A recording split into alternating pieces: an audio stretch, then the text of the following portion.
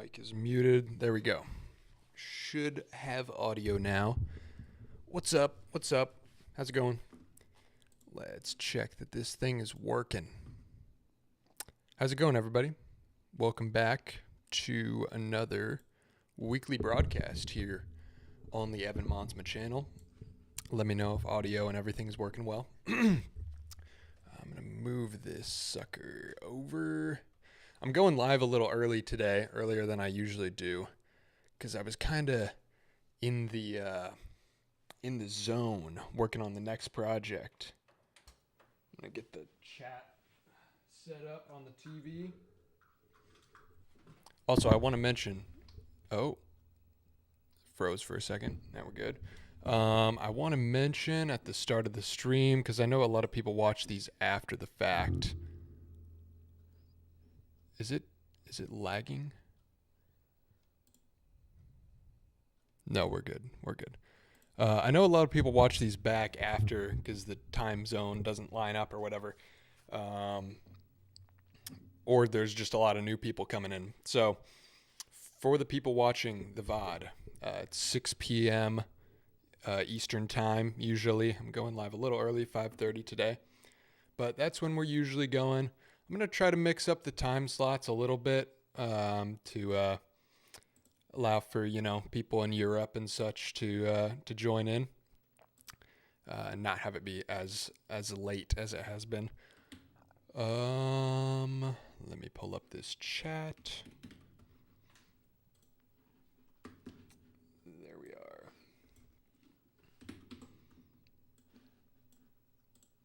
Boom. There we go.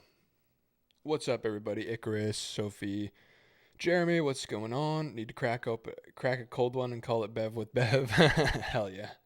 EMF, hello from Germany. First time seeing the live stream live. Nice to have you here. Airplane Dude, hello again. What's up? What's up, everybody? So yeah, I'm in the middle of working on this next project over here, which some of you may have seen if you're on my Instagram. It's pretty exciting. I'm on a tighter timeline this week because it's kind of a big project, and I have friends coming to the place here in Cleveland tomorrow. So I'm not gonna have the most productive weekend. So I'm trying to get ahead on the filming. Usually, what's up, Paps in the chat? How's it going? Yeah, usually I don't start filming the next one immediately. Like when I post on Tuesday, I usually, do whatever other upkeep stuff on Wednesday, and then Thursday is the stream. But this time I hopped right into it right after posting the video on Tuesday. I pulled out my equipment and started working on this thing, which is a crazy project. It's an injection molder for like you melt plastic and inject it into a mold, which is a pretty wild thing. What was the NES controller was the video this week. We have this set up over here, the little NES controller, so I can switch around camera angles and such. Which I had that set up before, but it was not very nice on the macro pad, and now it's beautiful. So this is the injection molder that I'm working on right now. It's this crazy. It's a modified drill press. So that's basically a drill press, and it's got these machined parts on it with like heating elements, and I built the thing yesterday.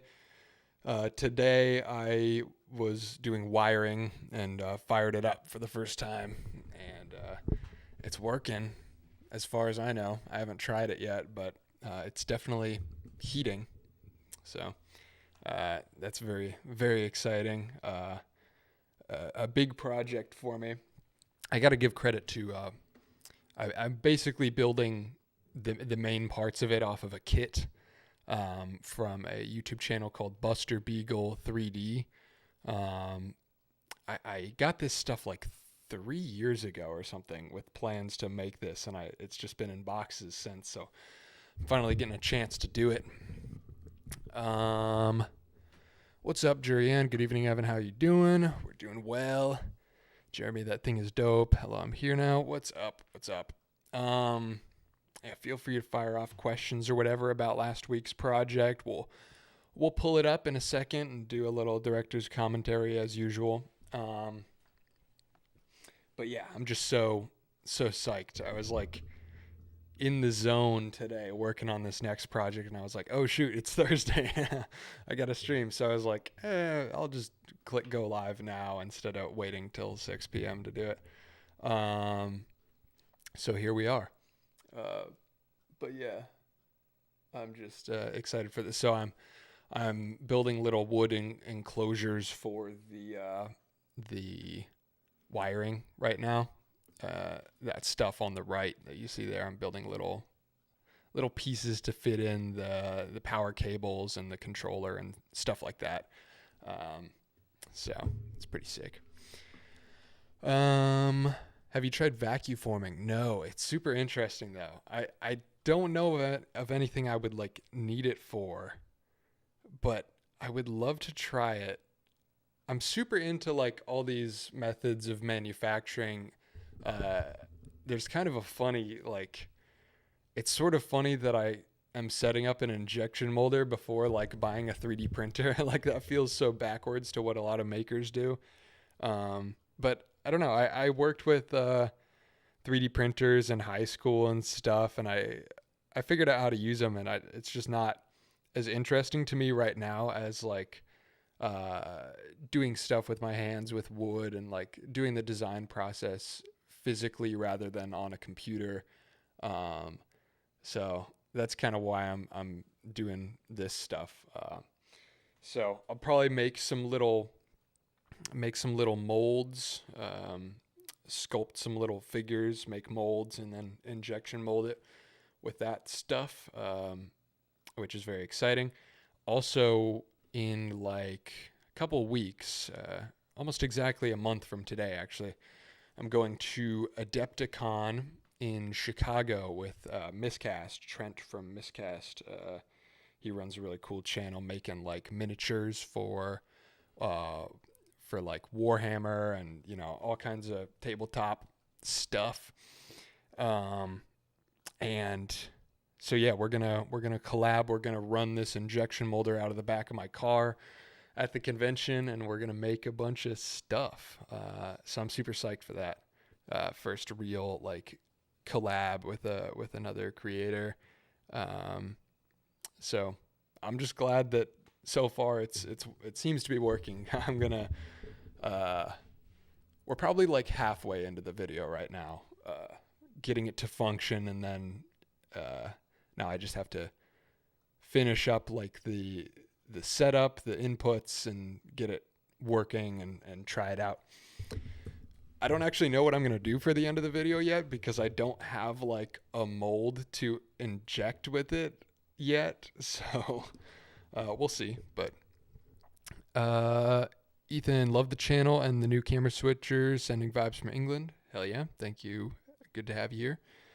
How do you make the mold wood? No, it's gotta be high temp because like a lot of the plastics that I'll be using are like 400 degrees Fahrenheit. So it's like the mold, it's supposed to be aluminum. Like that's what you would normally inject with. There's some high temp silicones that are out there. From Smooth On, the same company that I used in the last video, making the little resin filler for the NES controller base. So a similar thing, except instead of a resin, it's like it's a rubber, and they make a high temp version that I think is supposed to be good up to like 750 degrees or something. And so I'm gonna make some molds out of that, and that's how I'm gonna do it until I have access to get a buddy with an aluminum CNC machine that can make me things, because that's probably not something I'm going to dive into myself, but at least not right now. So yeah, that's the idea. high temp silicones, but I don't have those right now. And I'm not going to be able to get them in by Tuesday when the video goes up. So I'm going to figure something else out to do a shorter term test. I might just use a different silicone that's not rated for high temperatures and see if it starts a fire or something. I don't know. We'll see. Easy to use recycled plastics and injection molding. Exactly. So like I can cut up old 3D prints or something, or I think what I'm going to do for my first test on this thing is I'm going to chop up an old like 5-gallon bucket that I have because it's made of polyethylene or one of those ones that's pretty easy to injection mold. So I figure I can probably grind up any plastic that was injection molded. Like if I have some little toy or, if I have something laying around that was created with injection molding, I figure I can probably chop it up and injection mold it myself. So that's what I'm going to do with my 5-gallon bucket. I think will be my source of materials at first. But it's really exciting because it's like basically free materials. I just have to figure out the molds. I can probably help you get metal molds if needed. That would be sick. I know there's like somebody in the Discord recommended me a website that you can go to get stuff milled, but I would love to like do it through somebody through the channel or like find a local milling place, something like that. I think is cool. Do you know anything about Creator Camp? Are you involved in that? I have not heard of it. Creator Camp. In Texas. Yeah, no, I don't know about this. What's it about? But yeah, no, I'm not involved in that. High temp silicone sounds fun. Yes. I need to get my hands on that. I think one of these videos in the next couple weeks is going to be like, probably for a follow-up of this, I'm going to do a little road trip and go to a silicone distributor, somebody that distributes Smooth On products, which is the brand that I like to use for that kind of stuff. They don't have one in Cleveland. The closest ones are Chicago, Detroit, and Columbus. And I used to get the stuff from the Detroit one. So I might road trip up there because there's kind of a story tie-in with that, like tying back to my college days of messing around with this kind of casting stuff. I've got access to a CNC at work at least. Okay, that's sick. If you actually think you could get some aluminum parts milled for me, hit me up because that would be big. I wonder if wood would work. How hot does it get? Like 400 or 500. It goes up to like 800 degrees, but I think the plastics I'm using are gonna be like 400 or 500. So I think wood would burn. And also, like, the finish wouldn't be very good because you'd get all the wood grain jammed in the... I think wood is too porous to do it. But it would be it would be an interesting experiment now that you bring it up. Maybe I'll try that just for the hell of it because I don't know that anybody's done that before. The other thing I was thinking about is, like, concrete, which would have a bad finish because, like, you don't get a very accurate mold with concrete, at least for smaller things, but it would be kind of interesting to try because that would definitely hold up to the heat. A plaster mold, yes, yeah, that could totally work. I'm at Flux on the Discord. Places like Xometry are pretty expensive. Oh, okay, yes, yeah. That makes sense. I've only ordered through like I've gone through Shapeways before for like high quality 3D prints, it was actually for a different molding project. I got some like really high quality 3D prints made, and they were tiny, tiny little. Actually, I just found them when I reorganized things for the shelf, so I'm gonna grab them.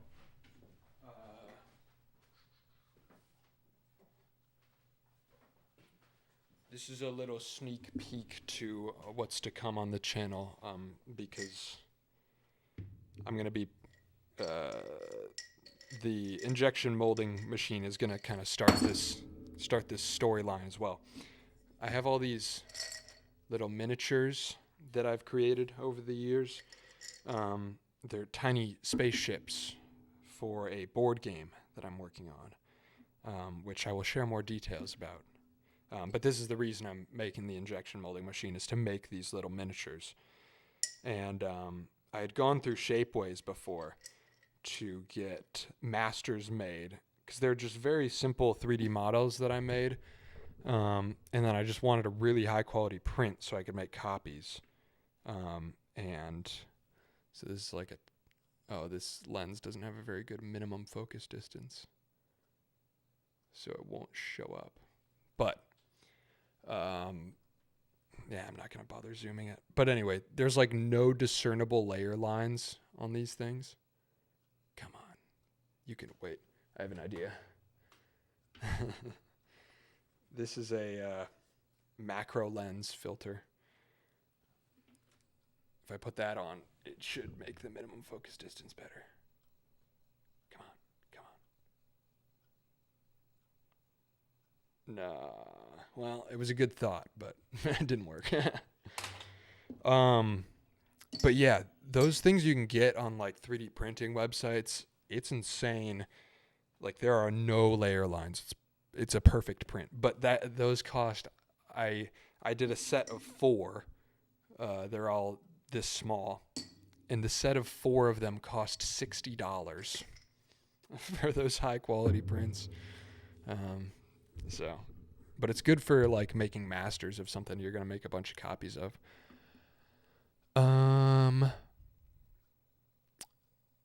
The biggest issue is probably you need a first form to put the plaster around, and getting that out would probably be difficult. Yeah, if you do it, I mean, I guess the normal way to do plaster molds would be like using a wax master, and then you melt the wax out of it. I've seen that done. But you could also maybe do a 2-part mold. I don't know if that really exists with plaster, but I bet it's doable. Where was I? Fair. I was thinking about ceramic slip casting. Friends of mine have used plaster molds to cast aluminum. Yeah, I know that's what most people use for like metallurgy, stuff like that. People with forges. That stuff scares me. I don't know. I would like to mess around with it at some point, but like the people that like mess around with the crucibles and like melt old aluminum cans and make stuff out of it, it's like, it's a little spooky. I just don't like how they heat it up with like butane torches and having all that pressurized stuff around and very high heat. It's scary. But it would be so much fun to get good at some point. So hear me out. Why not smelt some cans and mill those to molds? Possible. But then you'd need a master that isn't going to melt. So I think like milling out of aluminum is going to be more accessible than trying to cast the molds. But I don't know. It might be possible. Concrete's notorious with getting air trapped. Yeah, that makes sense. Gotta go. I have school tomorrow. Good luck on that. Thanks for hanging out. First time catching your chat. What's up, Tiff? What is up? Love watching your stuff. Thank you. I've made CAD pieces on Blender out of pure laziness, not to open Fusion 360 or SolidWorks. Yeah, I haven't messed around with 3D modeling software in a while because I had like a student trial to Autodesk. Autodesk is what I learned on, but that's a expensive software to like own. So that's my only knowledge of 3D modeling is through Inventor, and I haven't really had the had a project that I wanted to 3D print enough to relearn on like Blender or something. But I don't know, maybe it's not that different. If I get like SolidWorks or something, it might not be too bad. But I like making stuff out of wood more anyway. And for most things, like I haven't had a project recently that I wish I had a 3D printer for. I do get comments a lot of like, why didn't you 3D print this?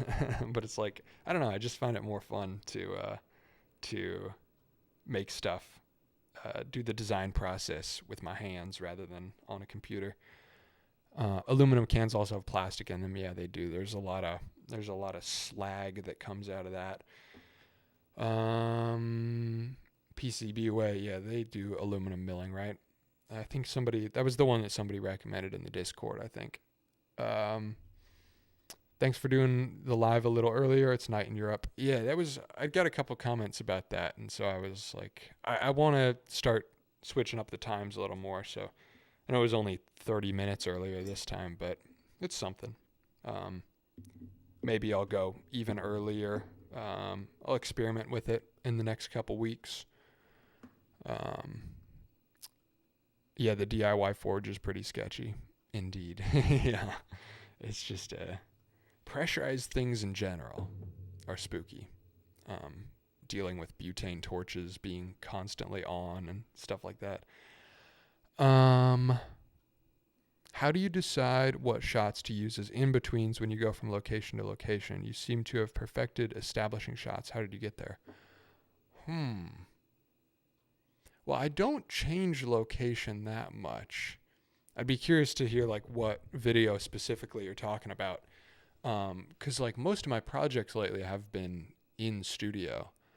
But like I guess for the camera ones, I'll usually do the project in studio and then kind of take it out to downtown or something to test. And usually I feel like I just need one good establishing shot. Sometimes it's literally a shot of me driving. Like it'll cut from me right here, like this exact shot, talking about like, oh, I'm going to go to downtown Cleveland to shoot this thing. And then it's like a shot of me literally driving down the highway and just like a out the window shot of the skyline or something. So that's a good establishing shot for that kind of thing. I don't know if you mean like within the studio. I don't know. Feel free to respond with whatever video you're thinking of, because I don't know that I think about establishing shots too much because I just don't change location too often within the videos. Hey Evan, I'm from France and actually in Moria, French Polynesia. I recently discovered your channel a few days ago and it's stuck exactly with the vibe I'm in. Thanks for your content. Keep going, mate. Thank you. I appreciate that a lot. I will definitely keep going. Video every week this year. I haven't missed one yet. And I feel like the first 2 months are probably going to be the hardest of the whole thing, especially with the upcoming move and such. So it's like the fact that I'm about to make it to the end of February without missing a Tuesday. And I think that's a good sign for the rest of the year. So yes, lots more coming. Hello from Kansas. Enjoy your content. What's up? Overcooked Duck. Hello, Ronan97. Thank you for the yellow heart. Yeah. So I'm going to do a director's commentary of the NES controller video. This one was kind of interesting. A lot of people commented that like it was goofier than usual, more lighthearted, because it was kind of all the projects on my channel are a little pointless, but this one was like especially pointless, which it seemed like people liked. Before I clicked upload on it, I was like unsure about it. I was like, is this video like good? But then all y'all were very nice, and it seems to be doing pretty well. So, yeah, I was like unsure about it because I kind of cut corners within the project and didn't do it as well as I felt like I could have. I might redo it later with better materials, but like, I was just getting it done with whatever I had on me. In theory, a little microcontroller would be a way better solution. But I had the keyboard already, so it was basically a free project aside from the $3 purchase. Um, Silicone is commonly used for injection molding. Yeah, there's a lot of stuff you can get away with using. I just have to be careful about fumes. Like, I shouldn't do it in here. I think I'm going to finish up the wiring. I'll switch it back for the people that didn't see it earlier in the stream, but this is the injection molder setup. This is it's like halfway done what I'm working on right now. Literally right before booting up the stream, I was building these little wood boxes on the right for the power cables and all that stuff. Yeah, so that's the injection molder we're working on, and I got to be careful about fumes with it. So I think I'm gonna finish that up tonight, at least to get it like functional and all in one piece. I put it on this like wood base so that I can add all kinds of stuff to it. And then I'm going to take it outside, and I'm hoping that I can run it off of my car's battery, which we'll see. But I have a beefy inverter in my car. I installed a 1,000-watt inverter straight up to the battery, thick old wires. And I think this thing should run off of it because from what I've heard, like running stuff off of inverters, like power tools are tough because there's a big voltage spike when you turn it on. Like I've popped the breaker in my car from like a palm sander, which should be well under 1,000 watts, but it pops it because it just has a very high startup voltage, and that's the case with most motors, or basically all motors, is my impression. But with heating elements, this thing is just a heater, effectively. And so I'm hoping that I can run it out of my car and test it out there and not have to worry about fumes. Especially because, like, in a couple weeks, I'm going to Adepticon. Like I said, I'm going to be running and making miniatures out of the back of my car with that thing. So if it doesn't work off my car, I will have to buy a generator, which I don't really want to spend $800 on a generator right now, but I will if I have to. You're a true maker, man. Love your content. Keep doing what you do. Thank you. Both within and outside, you're really good at establishing tone and environment. Even something as simple as going from your desk to another part of your studio. Yeah, I think it helps that it's like pretty cohesive, like just the way that I've built out my setup is like, even the computer area is like all made of scrap wood and junk. Like this area looks similar to this area, looks similar to a wide shot with everything else. So it's like kind of just a cohesive look. So I think that helps. And just the consistent methods of lighting and just like focusing on a lot of good close-ups and stuff like that. I think that all helps. And the music does wonders for like keeping the tone across multiple subjects and locations. But yeah, I appreciate that input. The keeping a consistent vibe is definitely a big consideration in the vids. Actually, I don't know if you've talked about it. How did you get your CRT to work as a monitor adapter? Yep, it's really simple actually. It's just it's like a $15 converter. Just look up HDMI to analog converter, or like AV or whatever.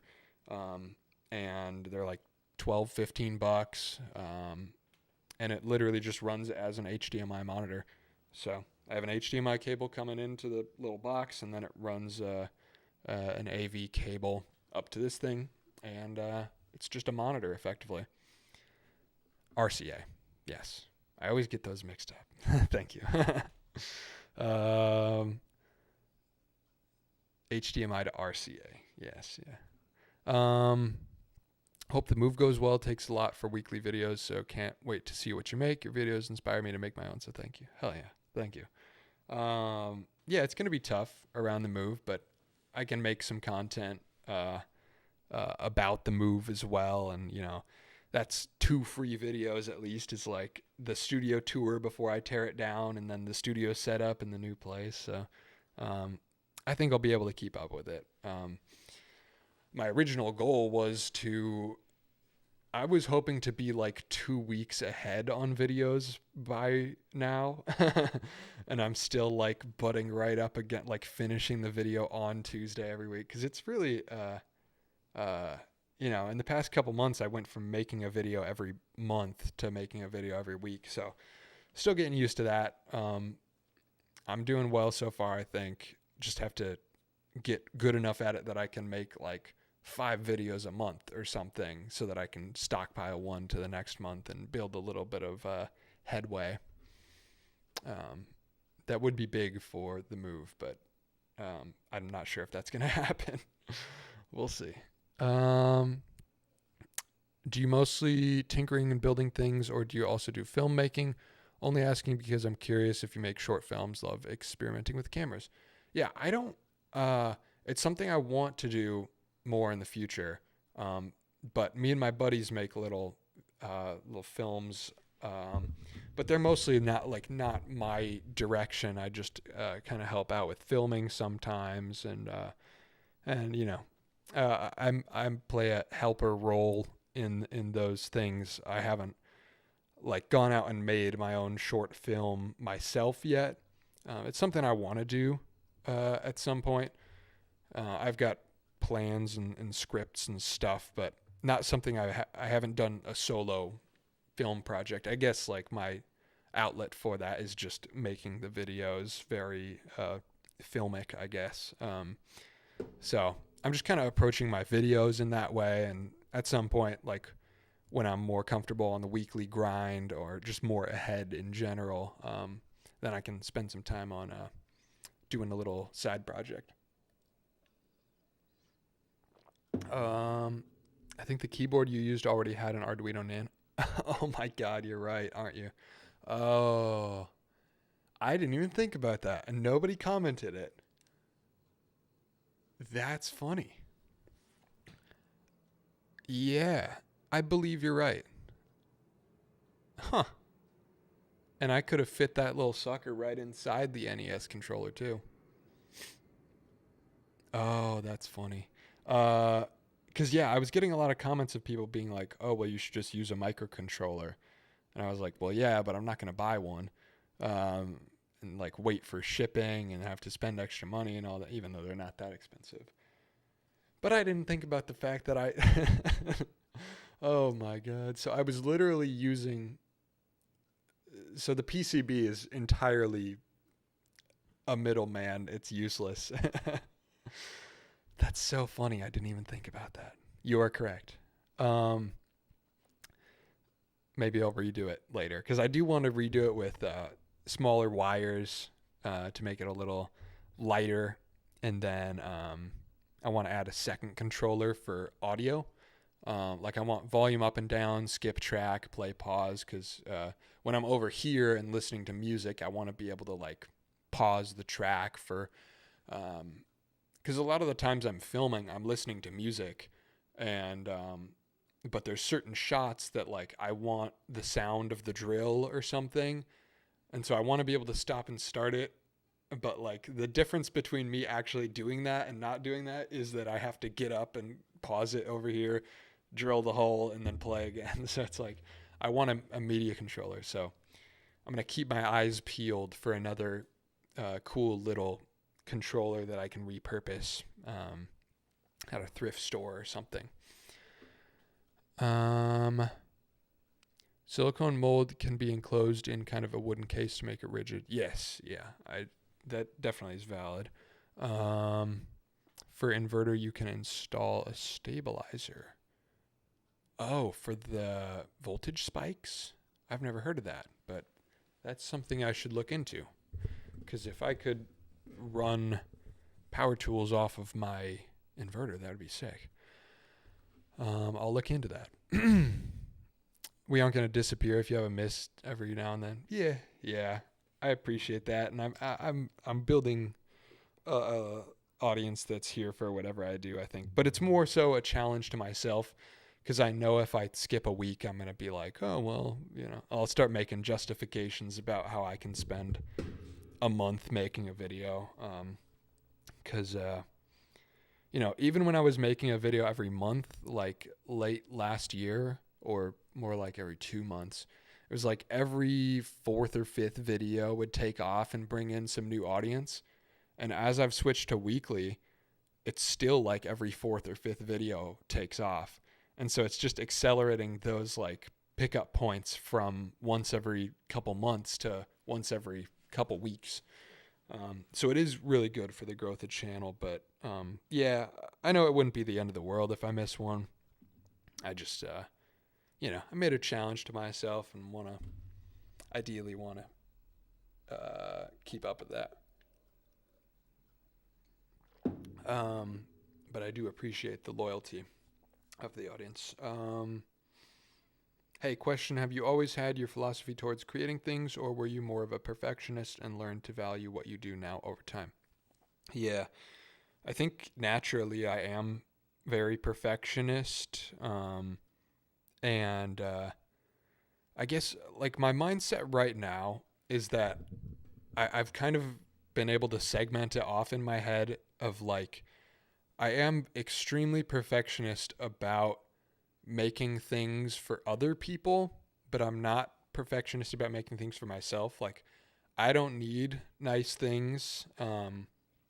Like, I don't even particularly want nice things. I kind of want all my stuff to be a little junky. So it's like, I'm looking at my scrap speakers right now, and it's like I cut all sorts of corners and, spray painted them and did weird stuff. And it's like they look weird, they look trashy, but I love that. But if I made those speakers for somebody else, like if somebody commissioned me to make them custom speakers, I would like do it correctly and bevel the edges and use a really nice finish. And like, I think I've just somehow segmented off the perfectionism to just apply to other people, which still isn't healthy, but it's better, at least internally, for the projects that I do for myself. I think the perfectionism still applies to some degree to the videos themselves because, the project within the video, I feel okay with making it subpar because, like, it's just for me. Like, who cares if my NES controller macro pad is a little shit? Like, I'm the only one that's going to use it, so who cares? But when it comes to the video itself, like, I want to make the video really good because that's the product for somebody else, if that makes sense. So I don't know that I've figured out the perfectionism thing, but it's something I'm slowly working on. And like the weekly videos is an exercise in that. Is like when I was being so perfectionist about the videos, I would spend 2-3 months sometimes on one video last year. And I'm just trying to get more comfortable with being less perfectionist. But I don't know. I don't know if I have any good tips. I'm still very early on that journey myself. And it's even already programmed, the microcontroller. Yeah. Yeah. That's so funny that I didn't even think about that. But yeah, that totally makes sense. And also, part of the reason I used the keyboard PCB that I did was because I I think I mentioned it in the video. I soldered it wrong, or I did something poorly when I first made it. And so eventually a whole row of keys died. But I bet if I unsolder the PCB and just go to the microcontroller, that issue is fixed. So I would have 12 times 4. I would have 48 keys instead of 36. Is mobile SIM card internet plans a thing in USA? I think so. Why do you ask? I've thought about it before for like, I I want to have internet in my car. I think that'd be cool because I want to do like road trip content at some point. It's like drive from here in the Midwest to LA with like no particular goal and just do this video series of like fixing up my car along the way and visiting different places. Like I think that could be a really cool series. But I want like mobile internet for that. I think something like that would be cool. Actually, when I first moved into this apartment, I had so much issues with getting internet. I didn't have internet for the first 2 months I lived here, which is crazy. Especially because I was like working half remote. So I would have to like drive over and pick up and drop off hard drives instead of just uploading stuff. It was such a mess. It was because like with the Spectrum like cable plan, it was like terrible speeds, bad prices. But they were supposed to be installing a Verizon 5G tower. And that kept getting delayed. And so I was like, well, I'm not going to sign on for 12 months at Spectrum when Verizon's going to have a way better, because, you know, fast internet is important for what I do. But it took about 2 months, but eventually they put a 5G. So I think there's a 5G tower, not on that corner, but that corner of the block. So I've got dummy quick internet speed. And because I waited to sign on that, I was like the first person to have something hooked up to that 5G tower. So for the first like week that tower was up, my speeds were like, I want to say it was over 2,000 megabits per second down. It was like insane. Now it's more normal. It's like 300 or something, but it was awesome. I just download all this 4K footage that I needed like instantly. And done is better than perfect. I had to really learn that in production work. Yeah, definitely. Especially when you're doing like stuff for your job. Like you can't be too perfectionist for, you know, you'll burn yourself out. I guess it's different if you're doing your own production company, but it's like, especially if you're working for somebody else, like don't burn yourself out on making money for somebody else. Yo, what's up, Lyndon? Good to see you in the chat. Richard Evans. Hi, Evan. I'm from the UK, and we're really lacking people with your mindset here. Do you have any advice for creating maker communities and encouraging others to create, make, and fix? I don't know. I feel like I'm doing my best right now in just making videos about it. I don't know what, like, the entire like a big point of this channel is just like I want to spread the word that like doing you know, working with tools and stuff isn't scary. Like it's weird to me now that like people hire somebody to mount their TV, or like that you can't change the tire on your car. Like none of these things are hard. And it's like, I don't fault people for like, because, you know, working with your hands is not a thing that's taught in schools these days, which is a big shame. So I don't fault anybody for that. It's like a culture thing, but it's like, I wish there was more messaging out there, and I'm trying to play my part in that of like, these things are easy. Like, you know, a couple generations ago, there were barely car mechanics. Like you were expected to fix everything in your own car yourself. Like the average dude could swap a transmission or something. And I wish that were more the case now.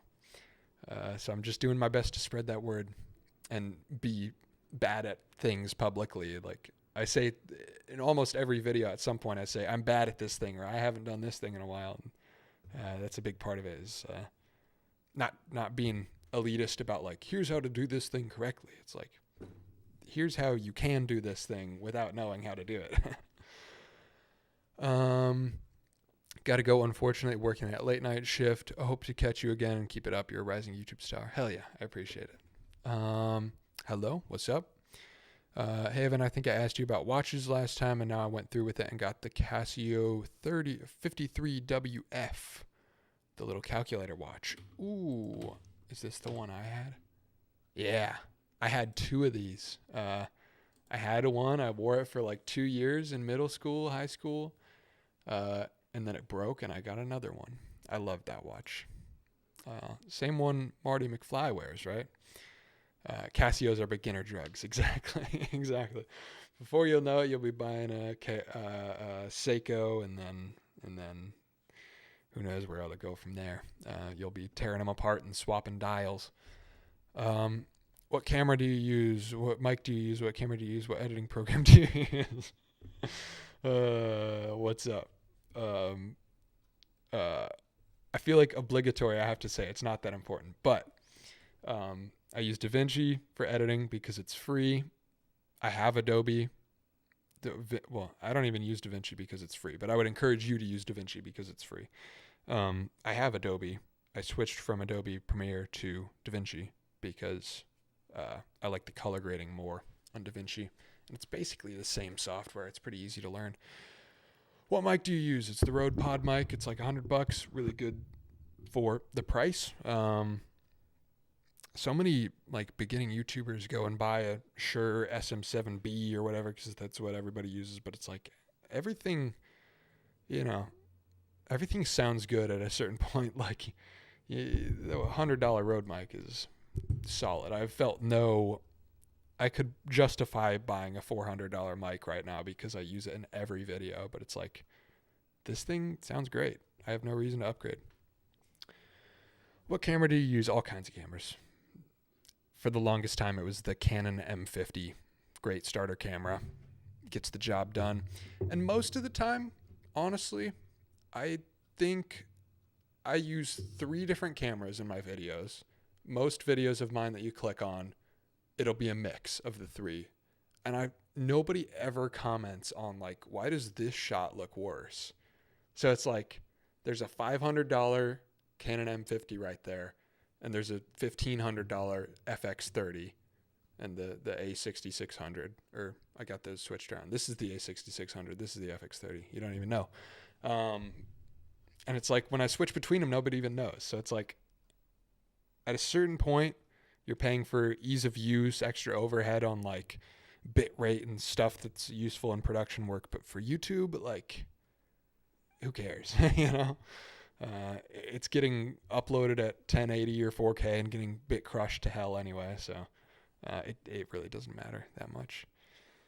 Your videos are very inspirational. Beef to people, attempt simple tasks. As you say, we're not taught these things and we really should be. I'm trying to teach my 9-year-old son to fix and mend. That's awesome. That's awesome. Yeah, that's the message I'm trying to spread. I'm looking forward to, when I raise a little buddy myself and teach him or her how to fix their own car before they even have a license and all that fun stuff. Raising the next generation right. Ayo, I made it here for the whole stream this time, at least from here to the end. Thank you. What's up? Good to have you here. How long after the switch did it take you to feel comfy, like you weren't fighting the software to make your mental images into a reality? After switching from Premiere to DaVinci, it was like a week. They are very similar softwares. I feel like people make such a big deal about it. Or maybe I'm just good at learning software. I don't know. But like, I really didn't think they were that different. And like, DaVinci's free, so give it a shot. What I did is I had both, and I just started editing random projects on DaVinci. Like, I would go back and forth. Like, my main projects I would edit on Adobe, and every once in a while I would do some silly thing for a second channel or whatever on DaVinci. And before long, I was like, I kind of like DaVinci more. But I think when you set it up for the first time, it'll ask you, like, what software are you most familiar with? And you can click Adobe, and it'll give you, like, Adobe keybinds right off the bat. So it's really not too bad. Do you know Van Neistat, the Spirited Man? Your videos remind me of him. Yeah, absolutely. He's a big inspiration. Both the Neistat brothers, of course. Okay, I think I'm going to dive in to... We've been going for about an hour, so I'm going to dive into the director's commentary. Feel free to keep the questions flowing. But I'm just going to pull up the NES video, and we'll just play it through as we usually do, and just talk about what went into it and anything that may have got cut.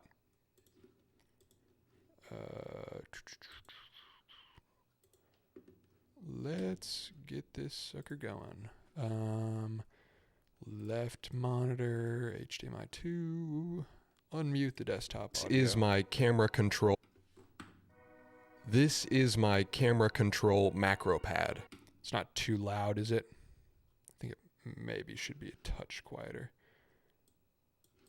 It's an unhoused PCB with switches on it so I can change my camera angles while I'm filming. It's pretty handy. Gonna head out though. Got school tomorrow. Have fun, everybody. Thank you for stopping by. I appreciate it. But it's very bare bones, large, and fragile.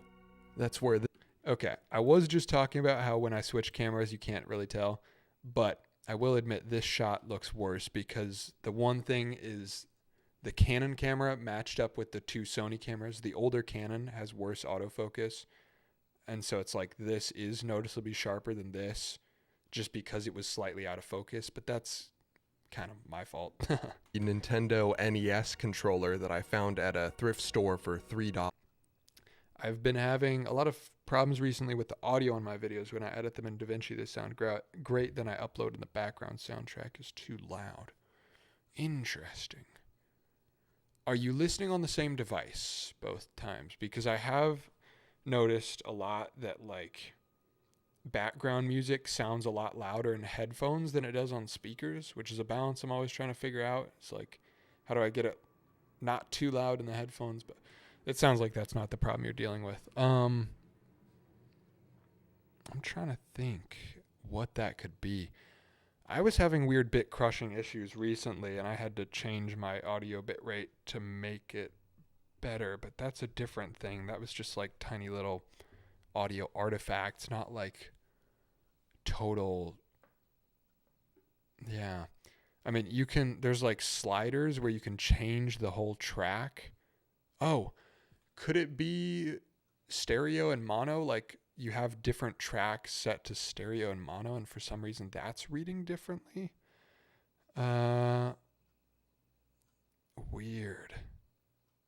I don't know. I have no idea, honestly. That is maybe one downside of DaVinci, is that I've had one or two sketchy audio things happen. But the video and color is better.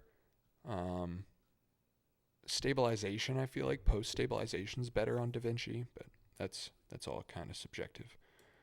Found at a thrift store for $3, and I thought I could make some use of it.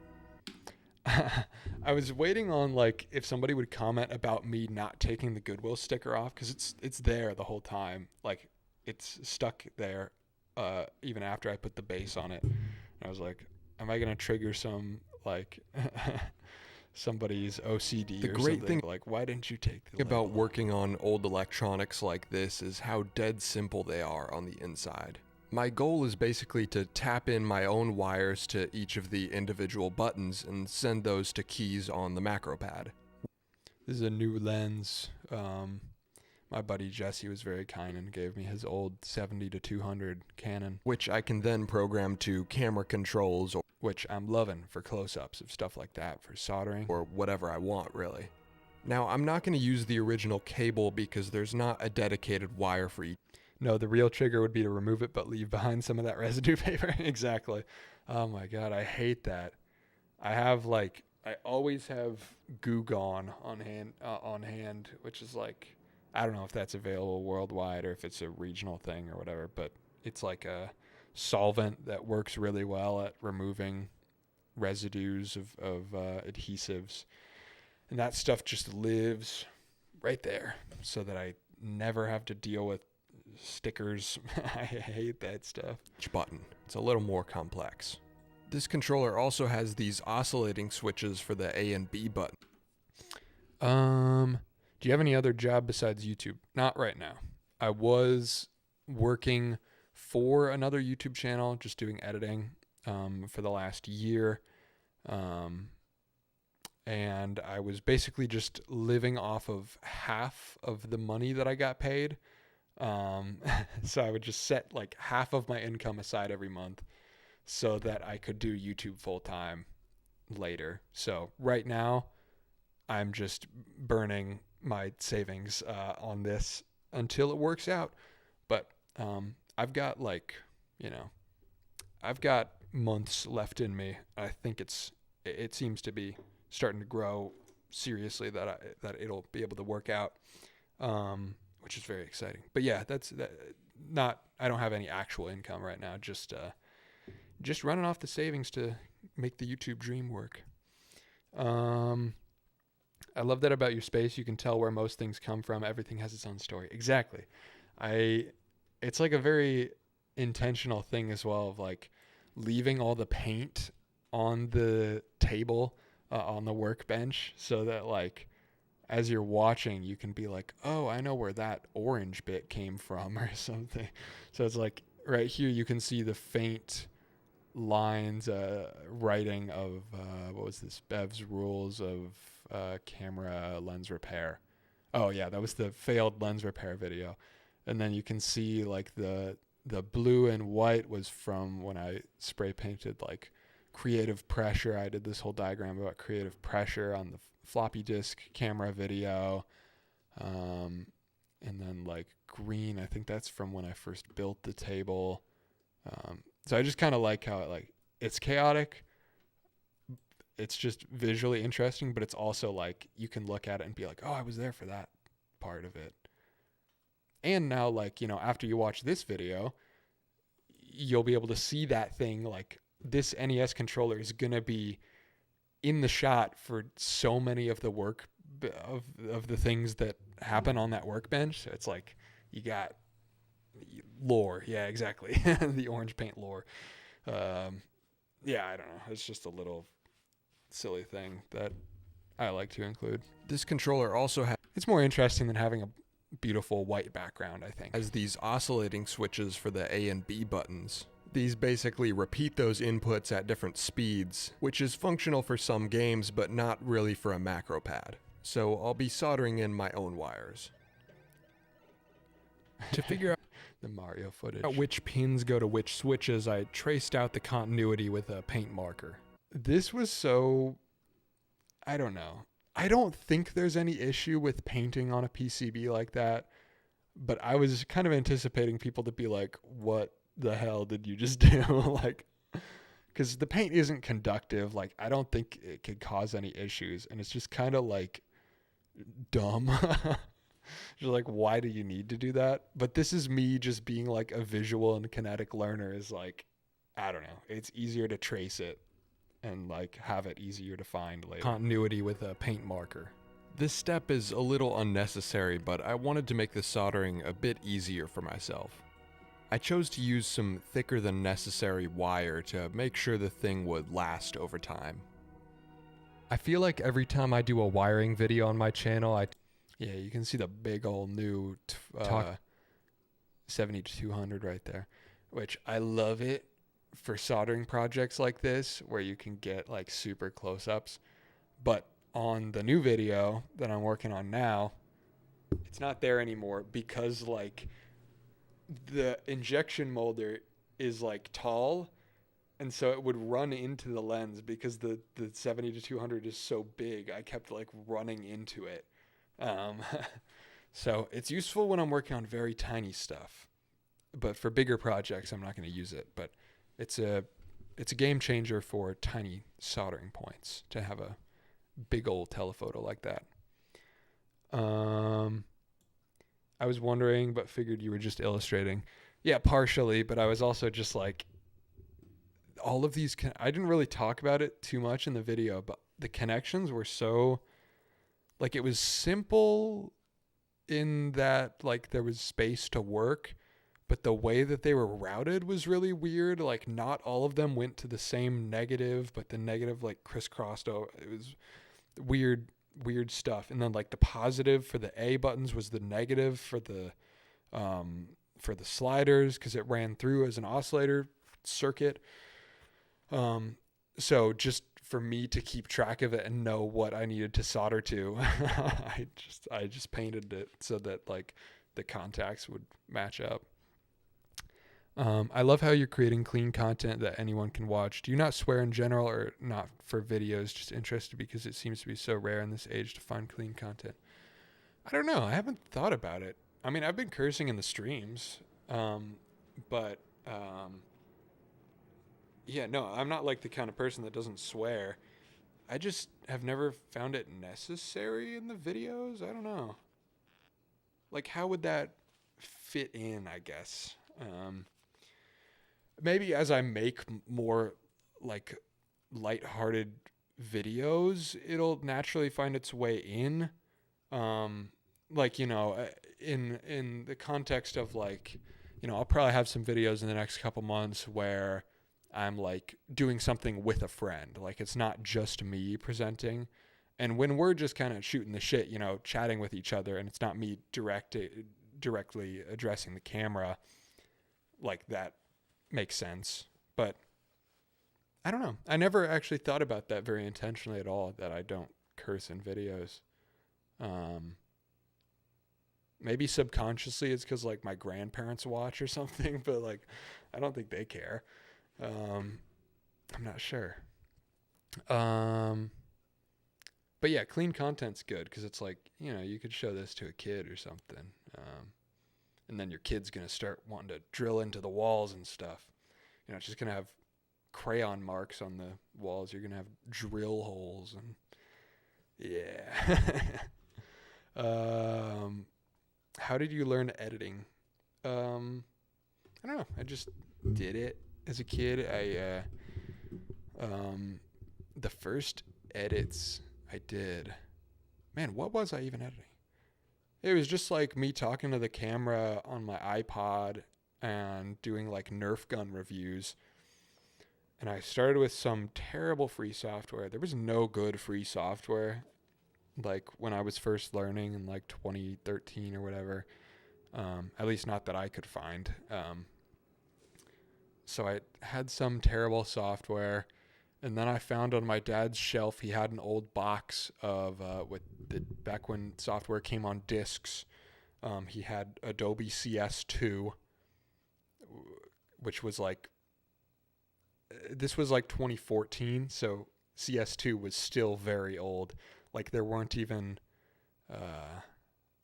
I learned Photoshop and Premiere through that, very old software. I don't know. Just kind of do it until it clicks. That's the only advice I have. I mean, that's kind of like the subject of my whole channel is just like diving in. I don't know that I have any good tips for like, I've never tried to learn anything off of tutorial videos. Like I kind of just mess around, see what I can figure out myself. And then like once I've got a grasp of how it works generally, then I start looking at tutorial videos to find like, oh, here's this tool I didn't know how to use or something like that.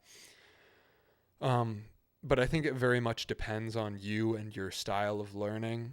Like I'm definitely a kinetic learner, which is like the most kind of underserved by traditional education. You know, I guess the paradigm is like audio learners, visual learners, and kinetic learners. So it's like either you learn best by speech, by reading, or by like actually doing something with your hands. And for me, like auditory learning has always been tough.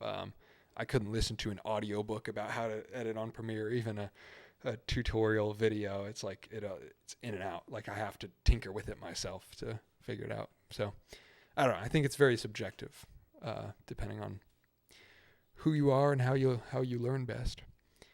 Have you ever electrocuted yourself? I sure have. Yes. Man, in what cases have I? Actually, I electrocuted myself in a video recently. In the workbench improvements video, I was talking about these LED lights they're like light bulbs that I took the case off of, and I was like pointing at them, like talking with my hands. And I point at it and I touch the circuit board and it shocks me. It gave me a pretty good shock. And I left that in the video. That was the most recent time I've been shocked. I've had the classic laptop charger grab the ground and it gives you a good jolt. And then I got shocked once when I was in college. I was ripping a sewing machine motor out of a sewing machine. I used to collect sewing machines. It's such a weird thing. I have like 7 sewing machines, and some of them I would repair them and try to get them working. And one of them I never was able to repair mechanically. Like the parts just weren't available. You couldn't even get the right bobbins for it anymore. Something like that. And so I just tore it apart and took the motor out of it because I was like, cool, motor. I can use a motor for something. And I believe I electrocuted myself on that. I think there's a clip on my Instagram, actually. It's like very old. Some of my earliest tinkerings in college. Let me see if there's footage of this. It was so cracked. Put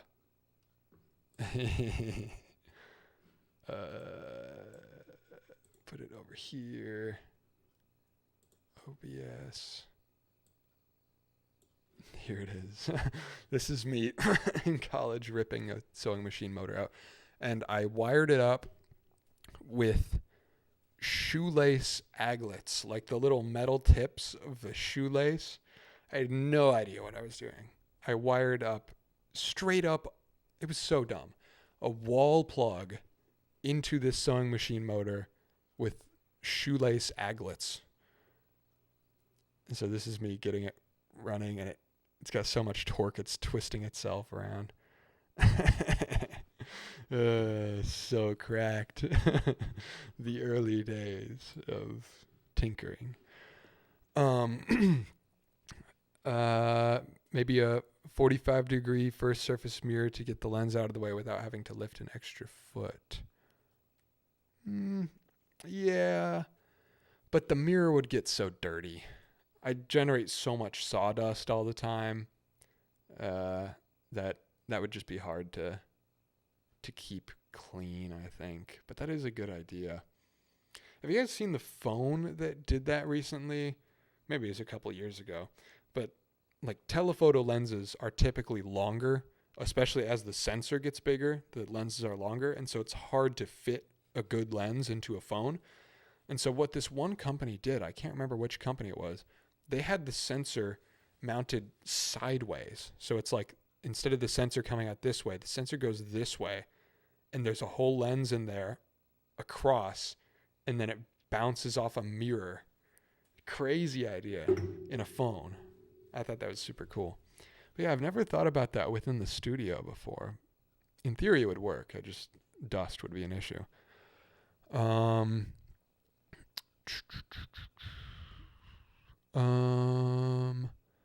Multi-layer boards. Dang, I use CS6. Yeah, let me Google this.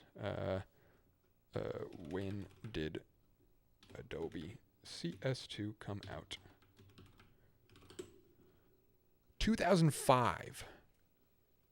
So me in 2013 was learning on 2005 Photoshop. So that was my experience. Do you follow Laura Kampf and Felix Schellhaus work? Very inspirational and totally the same vibes as you. Yeah, I talk to Felix sometimes on Instagram. Yeah, he's cool as hell.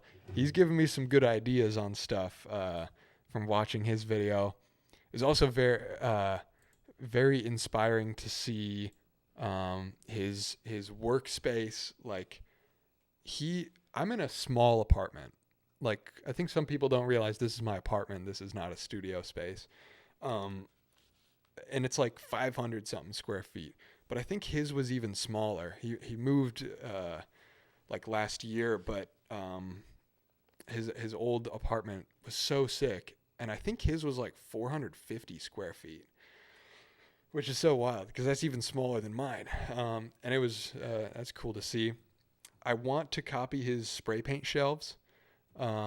He has this cool, like, he cuts these circles out of a board to have spray paint mounted perpendicular to the wall, and I want to do that kind of thing. And Laura Kampf, I'm not as familiar with her, but I've seen some of her stuff, but I don't know as much about her content. But yeah, no, Felix is sick. I've just recently gotten into his channel, and it's really good stuff. I found your channel pretty much at the same time as SYJ's, and find the contrast between the aesthetics and approach to making in both pretty interesting. Yeah, he's sick. He's a big inspiration. Somebody commented before that it's like me and SYJ are like complete opposite. Like I am the antithesis to his vibe, because he takes all of his tools and makes them very clean and white, and I take all of my tools and make them very dirty and multicolored. So it's like the polar opposite, but like actually the philosophy is kind of the same. I wish he posted more videos, but his videos are so good, you like can't even complain. Like, he's one of the creators that when I watch his videos, I'm getting like anxious, because I'm like, these are so much better than mine. I'm like, oh gosh, do I have to be making videos this good to compete? He's so good. What the fuck, same. I've disassembled like 4 trying to fix a sewing machine. I have one I refuse to disassemble. Yeah, I haven't dove into them recently. Well, there's one right up here, actually. Right there. That's the one I use the most frequently when I actually have to sew something. That's the one I use. But yeah, I've got a bunch of them, and I want to crack back out the I have one that's like all cast iron, and like it's this cobbler's sewing machine. So it's got like a really small foot, with the idea that you can like stitch a toe box of a shoe. I used to be big into like shoe repair and leatherworking, and so this thing was sick for it. And I want to get that thing back out and use it for something again. Because it's like you can put giant needles in it and stitch through like anything. It's hand crank, not a motor, so it's like not limited on power. And that thing is freaking metal. Yeah, I wanna do some leather stitching stuff again. I guess in a couple recent videos I've dove into stitching a touch again, but that was hand stitching. I want to get into the machine stuff again, and all my other sewing machines, got to get rid of some of them. I might give some to some friends that if anybody wants to learn, because I don't have use for multiple of the same sewing machine. I have one that's really cool. The Singer Genie, I think it's called. I think it's actually worth a little bit of money. How do I? Boop. This one's cool. It's got like this floral pattern on it. Oh, it's blocked by my screen. Look at this sucker. I have this one. That was a cool find. So yeah, I used to be into collecting them. Haven't done it as much recently, but there'll be some content on that at some point. I used to like tailor all my clothes myself, which was pretty fun. Haven't been doing that as much recently because I've been basically wearing the same thing every day. I just like find one good pair of pants that fits and then buy a ton of them. So I haven't been thrifting and tailoring as much these days, but that used to be my jam. Pixel 6 Pro has the mirror. Oh, interesting. Okay, so that's the one that it was. Maybe multiples have it now. I don't know if more people have done it. Is the EOS R7 camera good if you know it? Yeah, it's good. Literally, I want to say like any camera released in the last 5 years is pretty good for video. Any camera released in the last 15 years is pretty good for photo. Like you can get away with a lot. If it's for YouTube, like, yeah. R7 is solid. Yeah.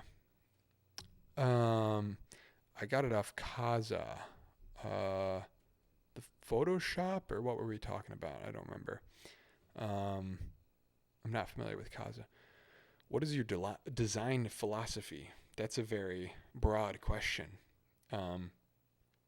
In general, I like not hiding construction elements. Like, I don't like hiding screws when it comes to construction, and like being very like in design, things that I don't like are like hiding construction elements, hiding materials. Like, I hate veneers on furniture, that kind of stuff.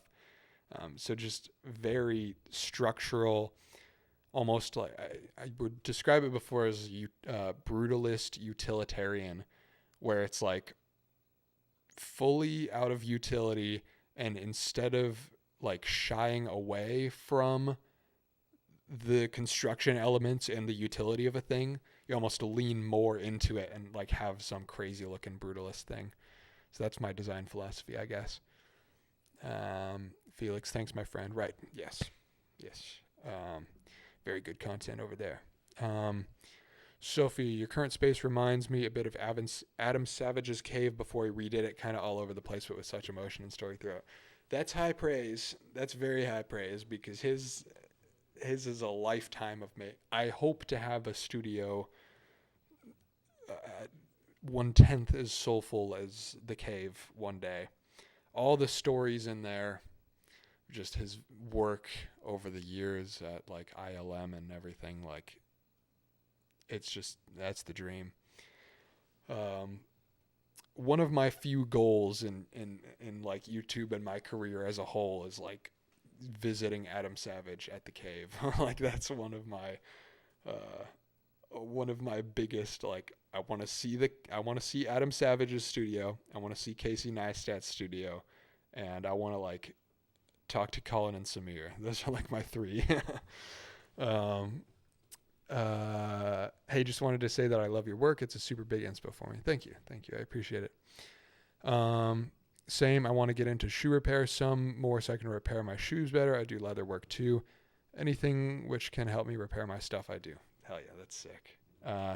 Yeah, I was like kind of sneakerhead for a while in college, and I would buy old sneakers, and I'll get back to the director's commentary in a second as well. I would buy old like collectible sneakers, and I would fix them up and like re-dye them, clean them up, repaint them, and sometimes I would even resell them and make a nice profit. The deepest I got into it was like I started shopping on Japanese resale sites, like the versions of like Depop and Mercari that exist in Japan. I would shop on those sites, and you could get like a freight forwarder, and so I would buy a bunch of undervalued used collectible shoes from Japan, and I would get them shipped all at once over to the U.S. and fix them up and resell them. So I would get like very valuable collector's shoes for, 1/10 of the price, fix them up and try to sell them again. I never ended up having that many insanely profitable flips, because some of them were just too beyond repair. I got ambitious with it, but there were some cool ones. Yeah, that was a really fun era of making stuff for me, and I would like to dive back into it. I'll do a shoe repair video at some point for sure. I need to repair these. Sitting right here, actually. Nike Terminator. These things, some of my favorite shoes ever. Just very comfortable. These are from like 2001. And I basically use my sneakers as work boots. I like to buy like well-made leather shoes and basically treat them like work boots. So there's like so much spray paint all over them and stuff. So I want to do a restoration video on them as well. Because I have archive footage of that exact pair of shoes when I first got them, and I did the original restoration. This was like 2019. So I bought these shoes from 2001, fixed them up, repainted them, like customized them, and then and now they're all screwed up again because I beat on them so hard.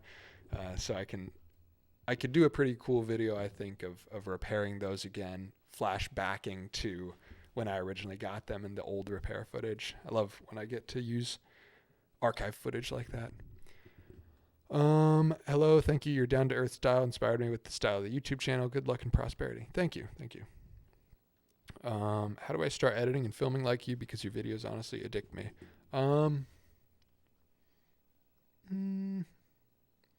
Say just start making stuff. If you've never made videos before, my biggest recommendation is always to just start talking to cameras, not even with the goal of making a video that anybody's going to see. Like, just talk to a camera, even like fully edit it. You can even upload it to YouTube, put it unlisted or whatever. But make something without the goal of even putting it public at all, and just get comfortable with yourself on camera first. And then you can take steps towards like developing your personal style and stuff like that. But it starts with literally just doing it.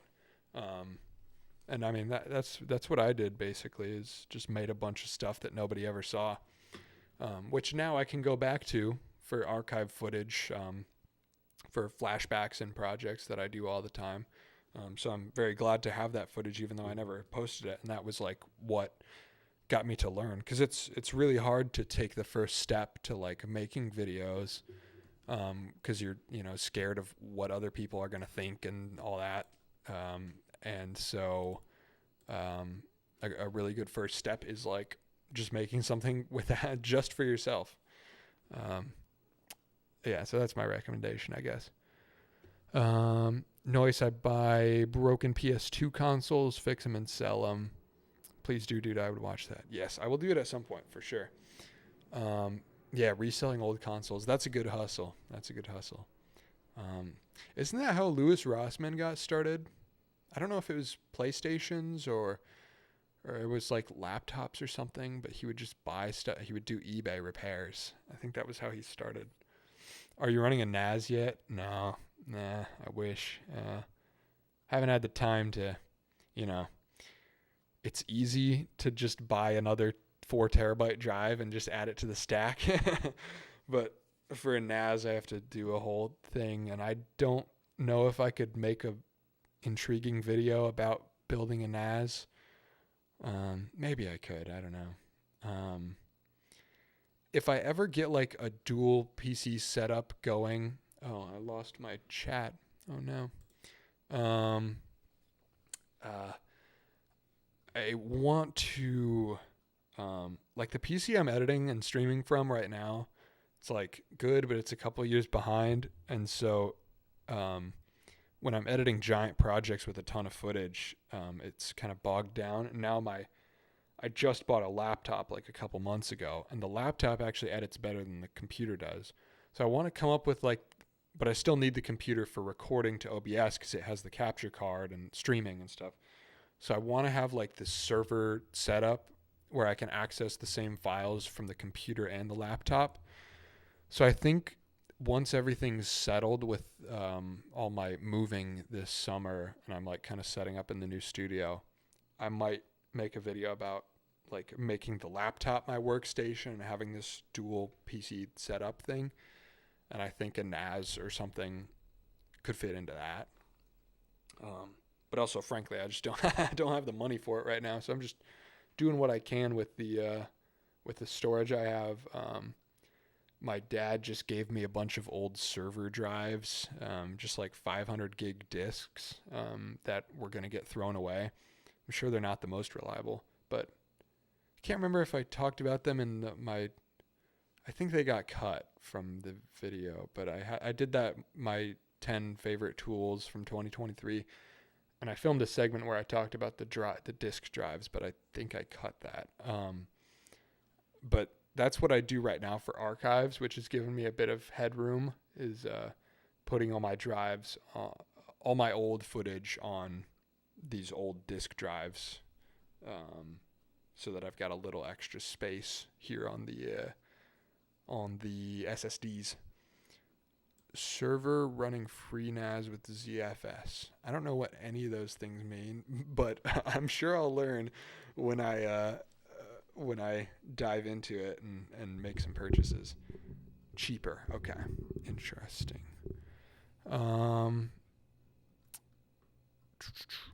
Rossmann started repairing for a business, fixing their machines, started doing orders as well. Yeah. I couldn't remember. I remember like he talked about something early in his story of like reselling stuff on eBay to pay the bills or something. Could be lazy and go the Synology NAS route, but far less interesting to watch. Yeah, it'll probably be a thing where it doesn't get a dedicated video, but it maybe gets shoehorned into some other PC setup vid. But literally whatever is a cheap, nice option that I can access from 2 computers or something would be sick. It's on my list one day, plug and play trade-off when life's busy. Interesting. I got to do my research on this. You should build a battle bot. One day, maybe. There's that new league of the like creator. I just saw like a clip of Michael Reeves and William Osman and Backyard Scientist making a bunch of silly robots for this new BattleBot league. It's not actually BattleBots. It's a different brand, but I can't remember what it's called. NHS something. Maybe one day, if the channel's big and I get invited to that, I'll build a BattleBot. I think that would actually be a lot of fun. In high school, I did some like, they had like these Vex robotics tournaments. There's footage of it somewhere. Do I want to bother plugging it in? I don't know where the cable is, so no. But I was on like a robotics team in high school where we would honestly mostly kill time playing Magic the Gathering, but sometimes we would build robots, and that was a lot of fun. It was more like a sport thing than a BattleBot fighting thing. It was like, how many balls can you put in this net in this time for, or like whatever, all that kind of stuff. But that was so much fun. And I had an engineering class where we worked with the same type of robots, and there's funny stories about that, actually. We were largely unsupervised in that class. So it was I can't remember what the class was even called. It was like a mechanical engineering class or something. And so we had these robots. It was like, just a bunch of metal pieces and motors that you would stick together. There was these competitions, but we had this teacher for the engineering class, and this teacher at our school, there was 7 periods in the day. There was 7 different classes, and most teachers would teach the same one for most of the day, but this guy, he taught all the weird ones. So he did like a firefighting class and then aerospace, and then so he had all the weird side classes. So he didn't care that much about what we were doing. Like he would just be like, all right, you're on your own, because he couldn't do 7 lesson plans per year. So we were just largely let loose with these robots in this class. And he would always be like, all right, we're going to do a robot basketball tournament. We had like a little kiddie basketball hoop, like one of those 4 feet off the ground little basketball hoops. And he's like, all right, your robot has to fit into this box and it has to extend to make the hoops, or you can try to throw it in the hoops. And so that was the strategy, is like, are you going to build a robot that extends? Or are you going to build a robot that throws it? How accurate can you be? And he was like, you have 2 weeks to build your robot, and we're doing the tournament. And then what we would always do in that class is, because we knew he was trying to keep up on 7 lesson plans at the same time, so he didn't really care. We would be like, oh, we're not done yet. We need extra time at the end of the 2 weeks. And we'd be like, can we get another 2 weeks? And he's like, yeah, sure. And we would just do that for like the full quarter. And so we would spend the whole quarter on one project. So we built these basketball robots. And very quickly, the rules went out the window. your robot was supposed to fit within a small area. So you would have to build like a scissor lift to get it to dunk or whatever. But quickly that went out the window. We didn't do that. And so we just built a 6 foot tall robot. It was basically like a scissor lift, but it was locked in place all the way up. Oh, damn. Clear Focus Films with $20. Thank you, man. Thank you. Can't have the savings depleted. Thank you. I appreciate the support. It goes all to buying scrap wood, probably, and paying rent. I appreciate it a lot. So anyway, we're making these robots that were supposed to play basketball. We made a 6 foot tall robot. Quickly, everybody else realized this is the strategy. So everybody starts making these 6 foot tall robots that just dunk, because then you don't have to make one that can actually throw well. And then we added a hopper system. You were supposed to like feed the robot more balls to throw into the net. But eventually we realized, like, since there's no rules, all cards are on the table, like, we can just make a hopper that we load all 6 of our balls into or whatever, and it just immediately drives up to the hoop and dunks it. It was like so pointless. And so everybody was like, this is stupid. This isn't even a game anymore. And so then they started putting these robot claws on them, and they would zip tie scissors to them. And it quickly became battle bots where they would run up to us and cut our cords before we could dunk. So that's the story of the high school engineering robot project turning from a basketball game into just straight up battle bots.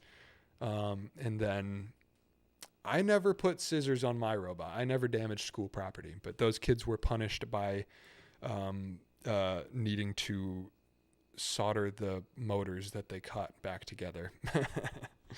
It's so funny.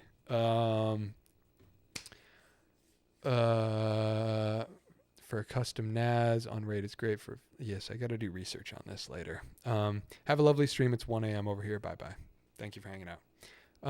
I think he did sell stuff on eBay that he fixed. Also, he mentioned for his first actual shop, he took pre-orders for cheap to afford the first rent. Yeah, that was the story I heard. Yes, MTG. Yes, I'm a big MTG fan. Used to be huge into it until I got on Wizards of the Coast's bad side, which is a whole story for another day. That'll be a video. But I've been getting back into it recently, playing some Commander.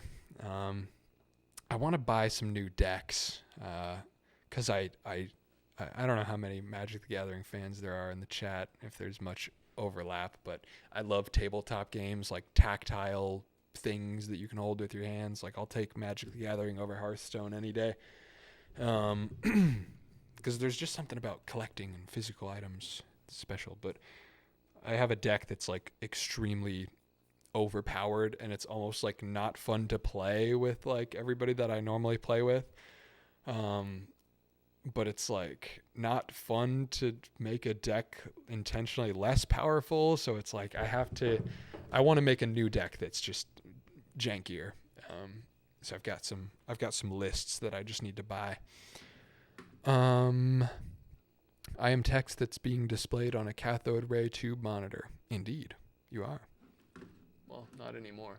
There you are.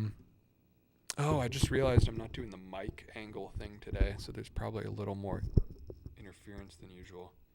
Because I know when I point it, it gets worse. But if I point it straight up, it's not so bad.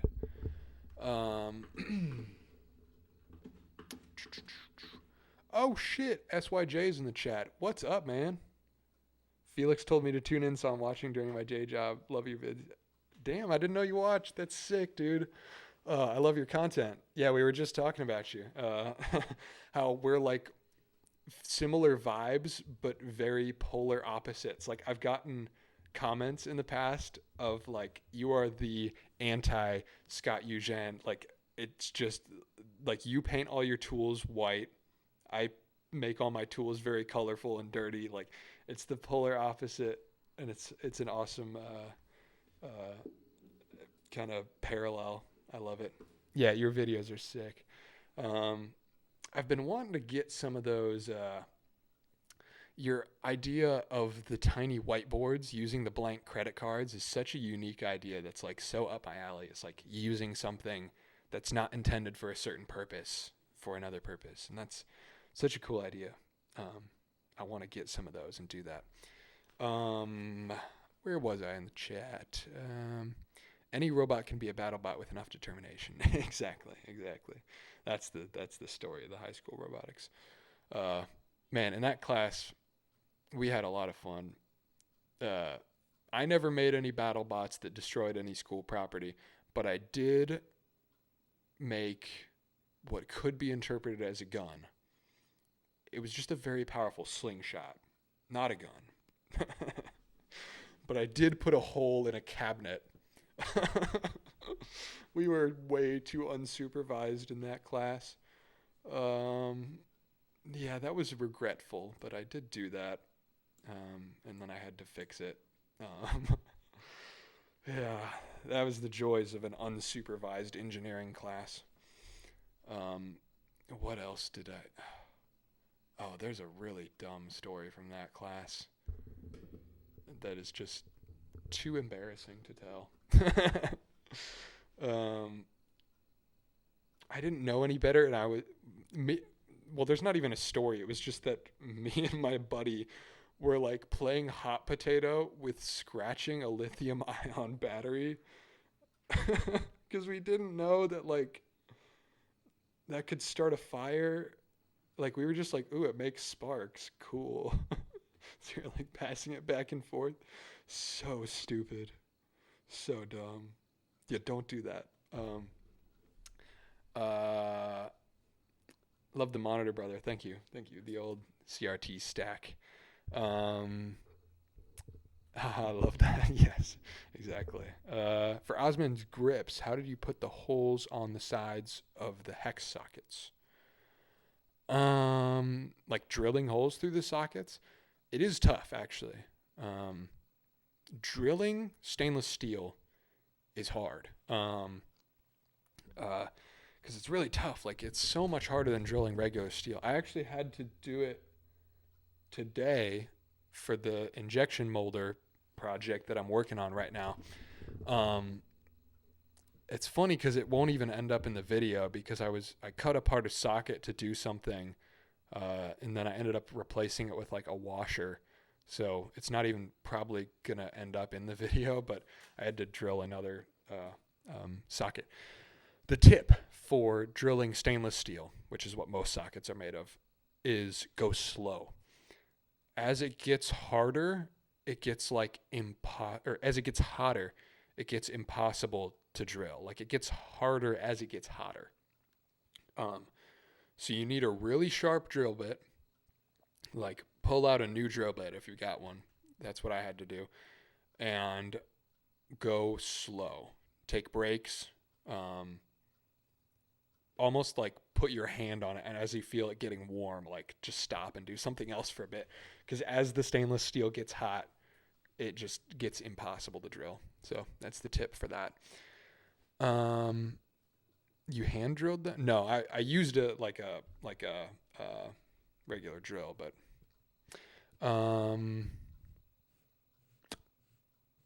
actually a hand drill might work better because then you can like manage the speed easier. But like I was so surprised at how, because I didn't know that about stainless steel at first, so I was just hammering on it, just full speed on the drill, full force, and I was getting nowhere with it. I probably spent like 10-20 minutes just like, how the hell do I drill through this thing? I look it up and it's like, oh, heat management.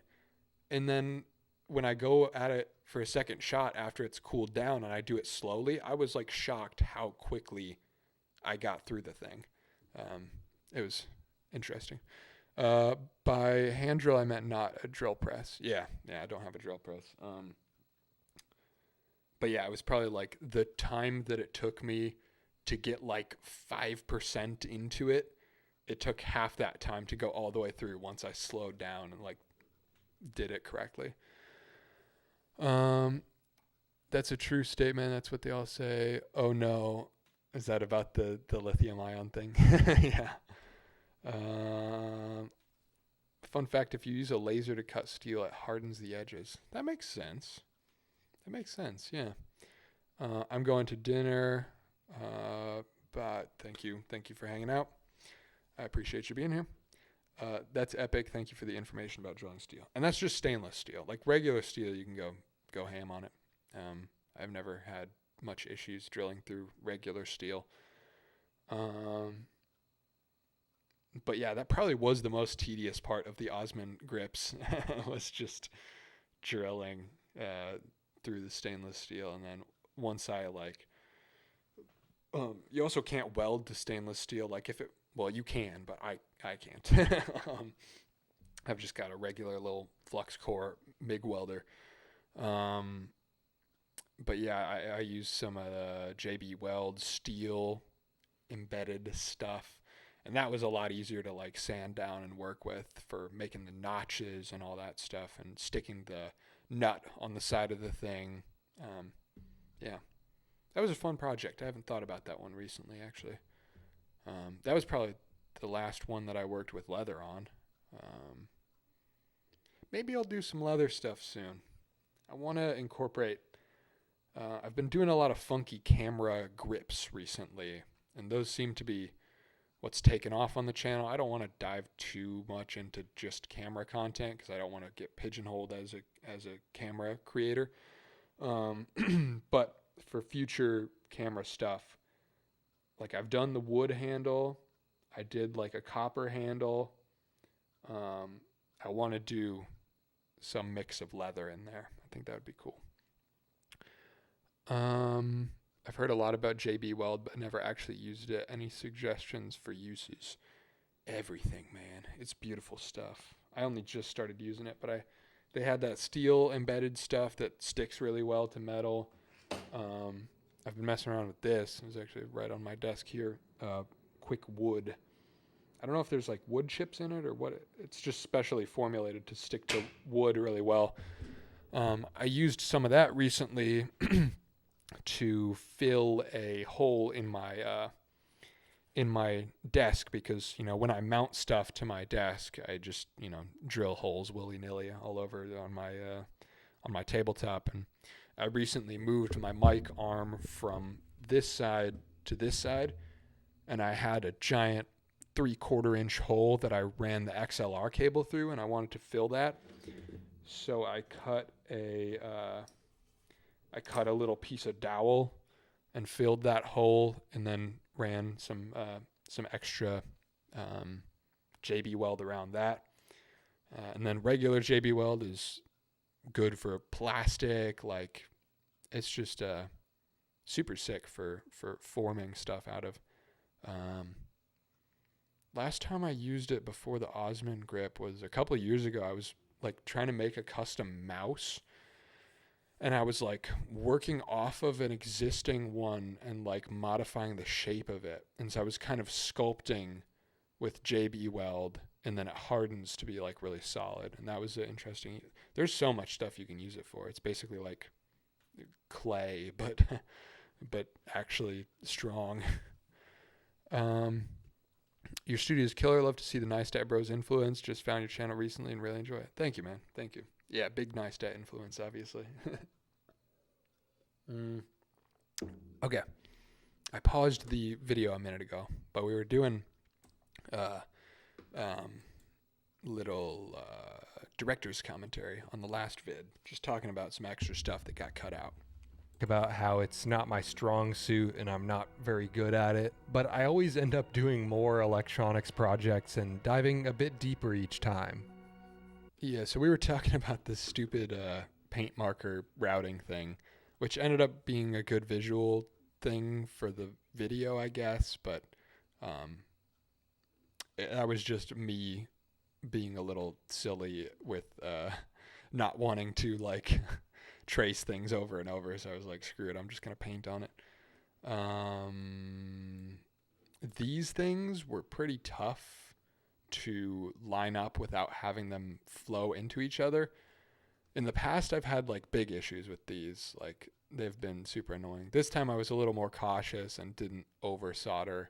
And I didn't have, I think I had these two join at one point, but that was the only issue that I had. The fun aspect of attempting things you're not very comfortable with is that you're basically guaranteed to learn something new.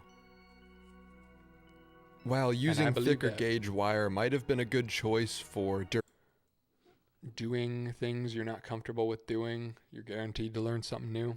That's true. I was thinking about this last night, like how one of the best things about life is that you'll never run out of things that you're not good at. If you love learning, if you build a love for learning, you'll never run out of things to learn, you know? I'm doing all this stuff, figuring out wiring, figuring out woodworking, all this tech camera stuff. And then, I'm slowly getting comfortable with all that kind of stuff. And then, do some car stuff this summer, work more on cars. And then one day I'll, buy a house or a building or something and dive into learning how to do plumbing and wiring and all that stuff. And, it's fun. You never run out of things to learn. Oh, did I? Oh, my apologies. I forgot to turn this shit back on. Durability here. So you were just looking at my face that whole time. Whoops. I was wondering why the view numbers were dropping. My fault. Okay. It was not a good choice for ergonomics. I wasn't thinking about how quickly the size adds up when I had about a dozen or so wires. But after some quick cuts... So now what I've learned is that, well, there wasn't enough space in the back there, but probably what I should have done instead of running all these wires out is use a microcontroller, which I wasn't going to do because I thought I didn't have one, but I guess I do have one because there's literally one on the PCB, which was my miss. But I think if I were to go back and do this again from scratch, I would cut the back off of the NES controller and just make the controller a little thicker, stick a microcontroller back there, and just run a USB cable out of it, and that's it. But, you learn something. You learn something every time. I love that philosophy. There's just too much out there in life that's fun to learn to do. Exactly. You have a lot of good advice. Honestly, I keep running out of ideas because I never think to go outside my comfort zone, but you really encourage me to try things, so thank you. I appreciate it. Yeah, that's the whole message I'm trying to spread, basically. I'm glad that's getting across. I have a bunch of scrap long Cat 5 cables that I would have been tempted to use for that project. Yeah, always good to have cables laying around. You never know what you'll use it for. Make a part 2? Probably, possibly. Honestly, the last handful of videos I've done could all get a part 2. There will be well, not guaranteeing it, but there probably will be a follow-up to the Insta360 tiny camera rig video. Not because it did well before it took off. I was planning on doing a follow-up because I've got some ideas of things that I could do to improve it for better stabilization and such. There's nothing I can really do about the monitoring on that camera because it's got no HDMI and the phone app sucks, but yeah, there will be a follow-up on that, I think. Physically creating things and poetry slash philosophy are quite a pair, aren't they? Exactly. To the case, everything fit well enough.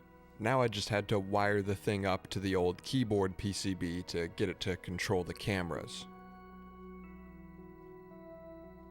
I had this keyboard laying around after a failed project, actually my first attempt at soldering ever.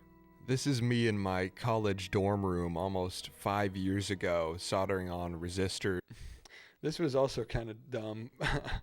This was like the college dorm desk, and I was soldering straight on it. Like I don't think I did any major damage, but I burned a couple little spots into my college dorm desk, but whatever. I paid them tens of thousands of dollars. Using the microcontroller. It actually worked. I used it as my main keyboard for a bit, but after a few years I had a whole row of keys die, and it's just been a macro pad ever since. It's cool to come back to it years later and give it a more permanent life hooked up to the NES controller. Now, at this point, because of my extremely thick wiring harness, I realized I wanted to add a bit of weight to the controller. Just something to keep it in place so the cable doesn't drag it around. This is some cool hardwood scrap wood I had laying around. Pretty much all the scrap wood I have is like pretty soft. It's either pallet wood or 2x4s or 2x6s. I don't have hardwood much, but this piece here was really nice. Waiting on something good to use the other big piece for. Or maybe I'll keep chopping it apart and using it on little things. Like this would be a really good material to make a new like camera handle out of, something like that. Really nice wood. I usually don't get the opportunity to work with stuff like this because I don't buy wood usually.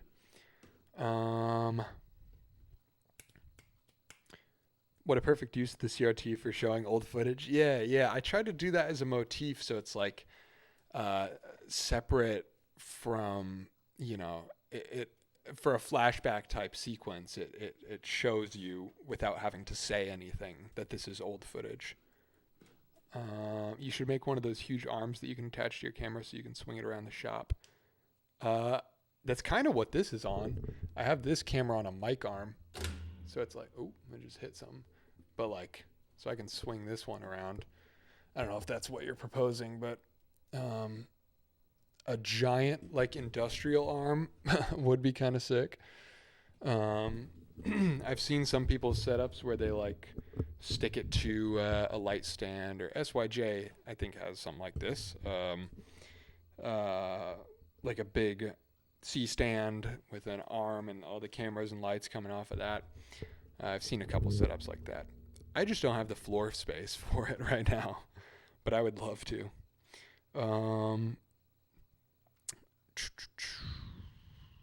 Just discovered Scott's channel. Looking forward to binging it later. Yeah, it's a really good channel. Lots of good stuff on there.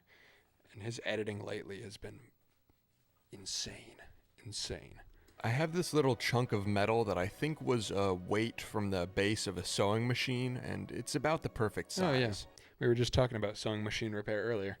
I had that weight for a while, and it was like in the back of my head that's like, oh, this is a thing I can use later for something. So I'm glad I had a use for it. But I don't remember exactly where it came from. I think it was from a sewing machine, because it was a really curious thing when I opened it, and I'm like, wait, they like intentionally just made the sewing machine heavier. It's kind of strange. Maybe it was a vibration control thing. I don't know. Make it a central mounting point on your ceiling, so you have full camera coverage of your space. That would be sick. I do want, like, my dream would be rails, like a big XY rail across the whole space and a camera hanging from that. And I can just move it around anywhere. Same with a light. That would be the dream, because then it takes up no floor space. Have you ever had a project fail, or is that not really a word in your vocabulary? Sorry for all the questions. I just want to peek. No, that's what the streams are for. Connecting with the audience and all that. A fail. There is one on my channel that I did called When a Project Goes Wrong, and it's basically just me opening up this lens and then not being able to put it back together, which I'll fix it at some point. It's like, I still have it. I will return to it. And, the end of that, the resolution of that video is kind of like, there's this other lens that I took apart and wasn't able to put back together. And then I fixed that one. So like now this one is taking that one spot in this box that says to fix on it. So that was like a video about failure, I guess, on my channel. I don't really view projects as failures much.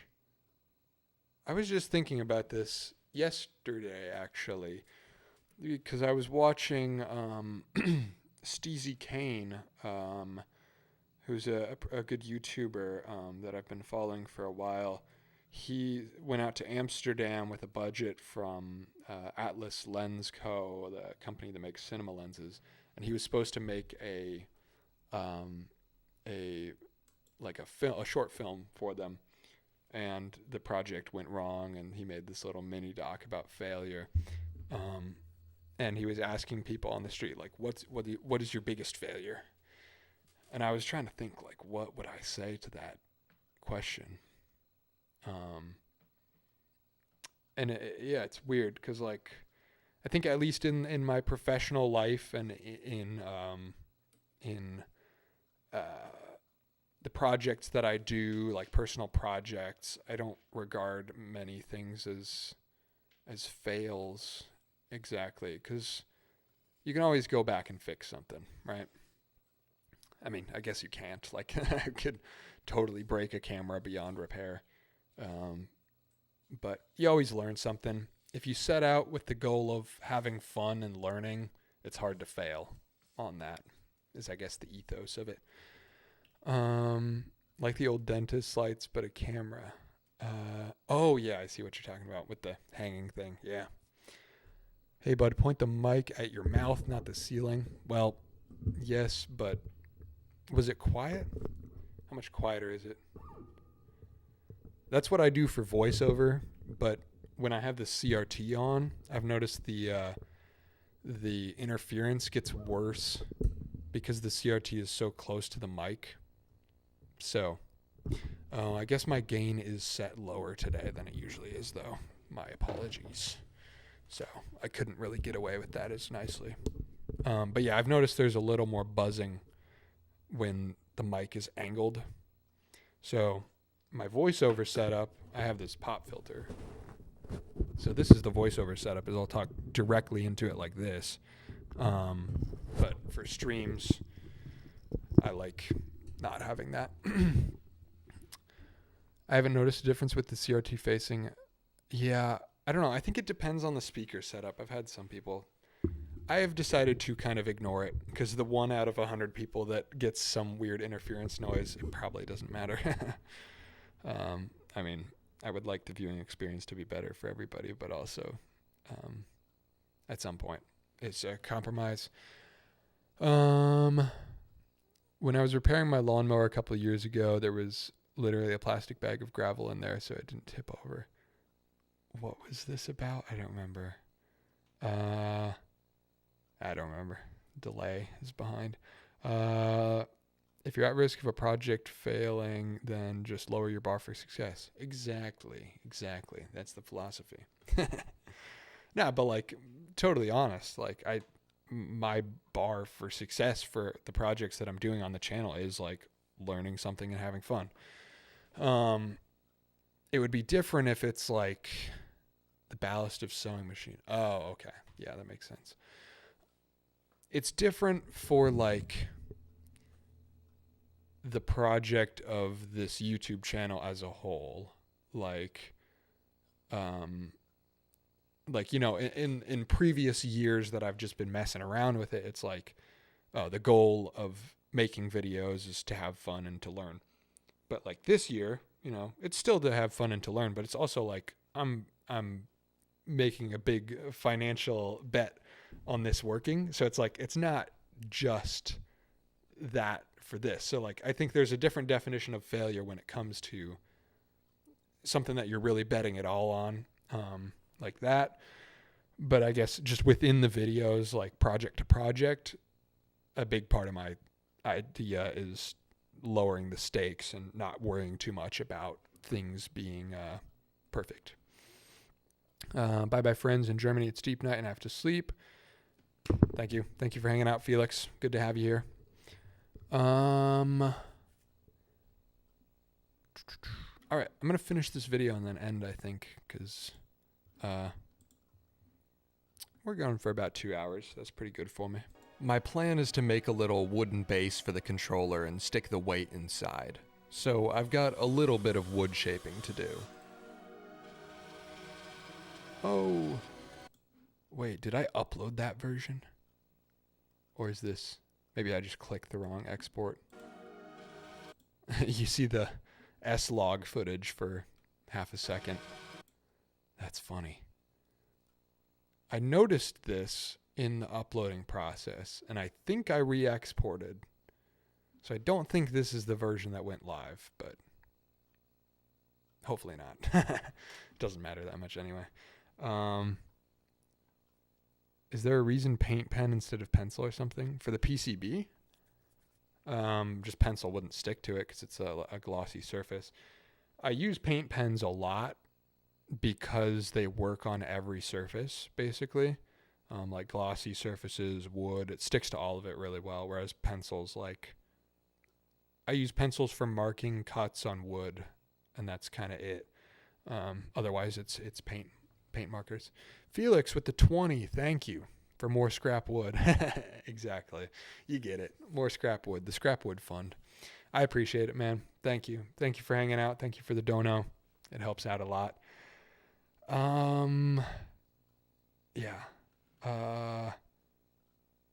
Yeah, donations like that are really a big deal because, the channel's growing pretty quick, but still the AdSense doesn't pay that much.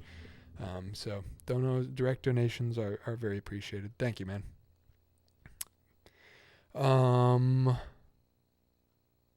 The uploaded one is graded. Okay, good.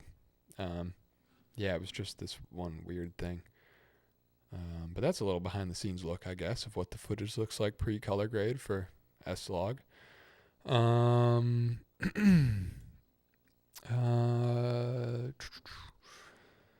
Scott says, uploading the wrong export is always my biggest nightmare, even though probably no one will even notice. Yeah, exactly. It's always like minor audio tweaks. Like I usually do 2 or 3 uploads for each one where it's like, I'll upload it to YouTube and then I'll watch it on the YouTube player. And then I'll click over to another video from like a reputable creator who I know is going to have their audio levels right. And I'll compare and make sure mine is like roughly at the same audio level as theirs is. I'll often have to re-export with just a plus 3 decibel on the audio or something like that. And then sometimes there's tiny little color grade mistakes, or I try not to get too picky about it because I could be like going at it all day, watching it and being like, oh, this shot is a lot pinker than all the other shots. Like you can do it forever, but yeah, at the end of the day, most people won't notice. Just subscribe to Felix because he was recommended here. Love this type of content. Yes, he's a great maker. I've only recently found him, but I'm very glad I did. Okay, the rest of this video after that mishap to do. Good old Forstner bits. I only just started using Forstner bits. I always had Spade bits, but Forstners are wonderful. Like being able to cut this channel all the way down was so useful. Oop. Oh, that's how I did that last time. Space bar.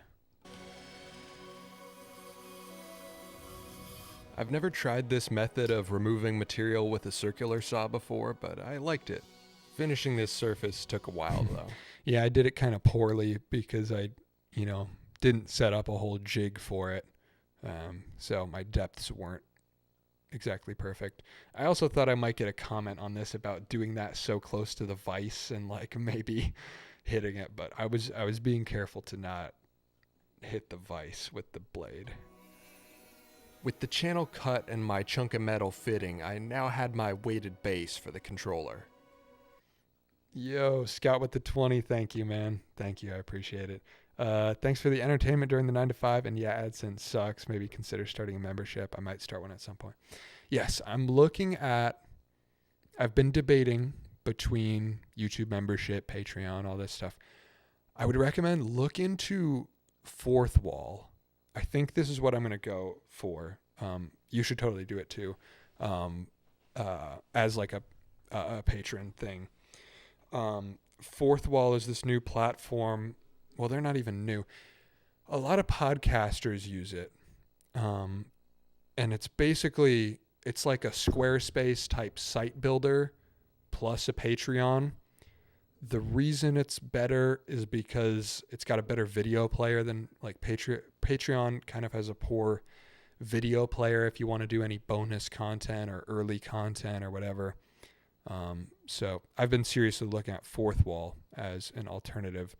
It's what like TMG studios use for their podcasts. There's a lot of big creators that use it. I think Simone Yetch, uses it. I think, yeah, her store, I think, is built on it. So then I can have like a sleek, instead of patreon.com with a clunky URL and clunky video player, I can have just straight up evanmonsma.com and everything's on there. So yes. Oh, also it's free, to run the site is free. They take a chunk of memberships, but I don't think it's worse than Patreon. And it's also a storefront. You can do products, which I think Patreon added that too. I sound like I'm shilling for it, but just legitimately, I didn't know about it, and I'm like interested because I found it. And you can do storefront with products, and the products, they collect no fee. They only make their money off the membership cut. So that's interesting. I'm going to be launching that in the next couple months. Two together with some simple machine nuts and bolts glued to the inside of the remote. And since I'm having fun experimenting on this project, I'm going to finish off the base block with some resin. I used some plastic trading card sleeves and hot glue to seal off the sides, and then started to mix up my goop. Mixing up silicones and resins is so much fun, and I've been looking for an excuse to get back into. Yeah, so this was very expired resin. I had no idea what was going to happen here. And I kind of took a gambit on it because, like, I only had the one shot with the weight. So I don't know what I would have done if it hadn't set right. And it didn't really set that well. It got hard, like it hardened, but it hardened too quick. Like I think in it being expired, like the pot life shortened. It hardened too quick and all the air bubbles got stuck in it. So it didn't look the prettiest, but it did work at least. All the materials I'm using are but yeah, I think this was like 2 years expired resin. probably expired, so we'll see if it actually cures well. But at the end of the day, this doesn't need to look pretty, it just needs to be heavy. To my surprise, it actually cured pretty quick, and I also wasn't following my own advice because I haven't done this in a while, but I knew better.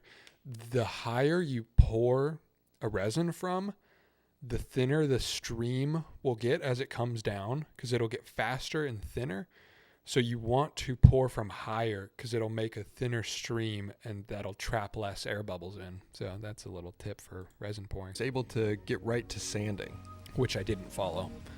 There was a lot more air bubbles than I would have liked, but most of this surface isn't going to be seen anyway, and a bit of finishing helped hide some of my mistakes.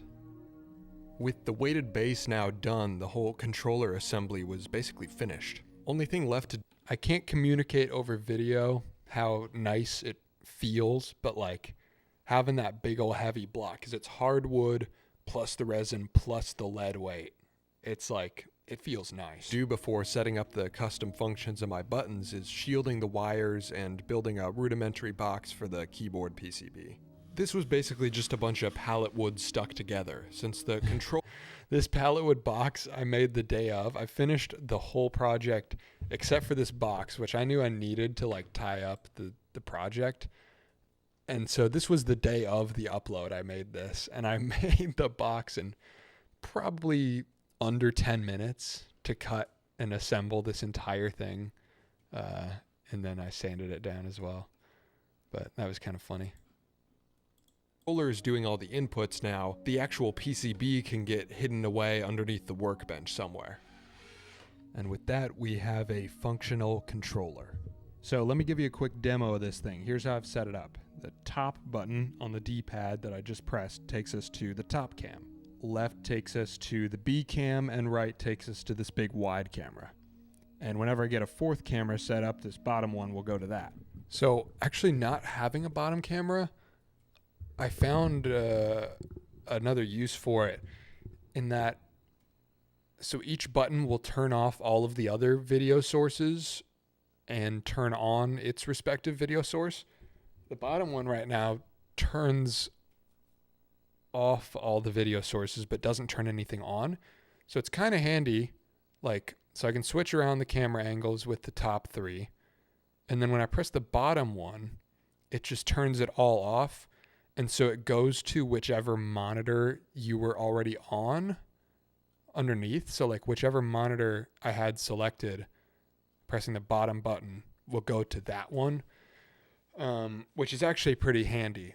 If I want to switch between a certain monitor and a camera angle repeatedly, like if I wanted to be, talking and then the monitor and then talking, then it's all on the D-pad instead of having to make sure I hit the right monitor over here, which, is that even working? Oh, I didn't set the monitors to turn off HDMI 2. They turn off HDMI 3. Interesting. Okay, so I have more keybinds to add still. But yeah, so that's actually kind of useful, even not having a camera program to it. Select and start, go to my left and right monitors, mostly for streaming. So this will take me to OBS and my editing software on the other one. A and B control my audio. What time does it show on my screen there? So it's 4 p.m. As I'm recording this, it's 4. Wait. Yes, it's 4 p.m. the day of the upload. So you can tell this is like the last thing I recorded before uploading it. OBS and my editing software on the other one. And you can also see all of the video up to that scene already edited. So it's kind of a fun little behind the scenes look within the video itself. A and B control my audio inputs. So B is my main audio interface that I'm talking into right now. And A is just the overhead shotgun mic for various tool sounds, background noise. Overall, I'm pretty happy with this thing. It takes up a lot less space on the workbench than the old MacroPad did. It feels a lot nicer, better to use, more durable. Because it's literally just wired up to a keyboard. All right, good night from me as well. My German bed is calling for me. Yep, we're wrapping up here anyway. Just going to finish off this video and then say goodbyes. Can have it set to do any keystrokes. So yeah, here's the platform. This is what it looks like in OBS. So it's like show HDMI 1 F15. So that's the left trigger, and then hide HDMI 1 is the other triggers. So whenever you press 1, it'll hide all sources except for the one that key corresponds to. I want it to. There's a lot of flexibility in this setup. Now that being, which I wish I'd gone into more depth in the video itself about like what I use this for, because it, I guess, maybe wasn't clear potentially that like I record my videos this way as well. This isn't just a streaming thing. Like I record the videos in OBS.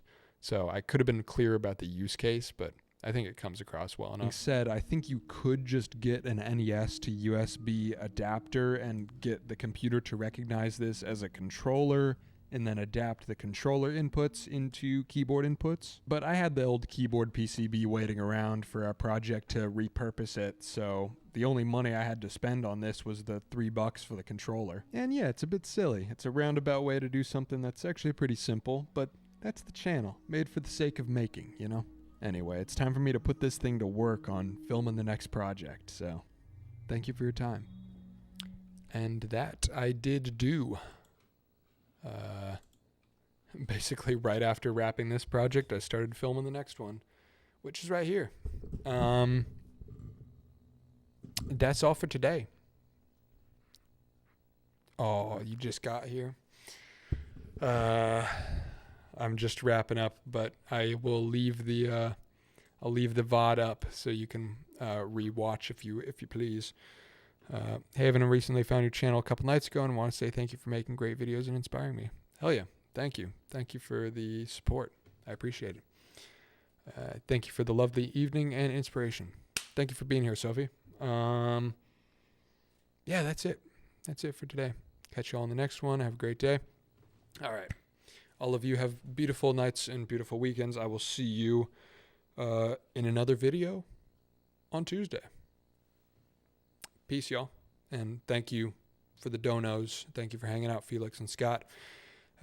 Thank you, everybody, for the donos and Clear Focus Films as well for the 20. I appreciate y'all. Thanks for streaming, Evan. I'll see you again next week. Have fun making a new video. Peace, y'all. Thanks for hanging out.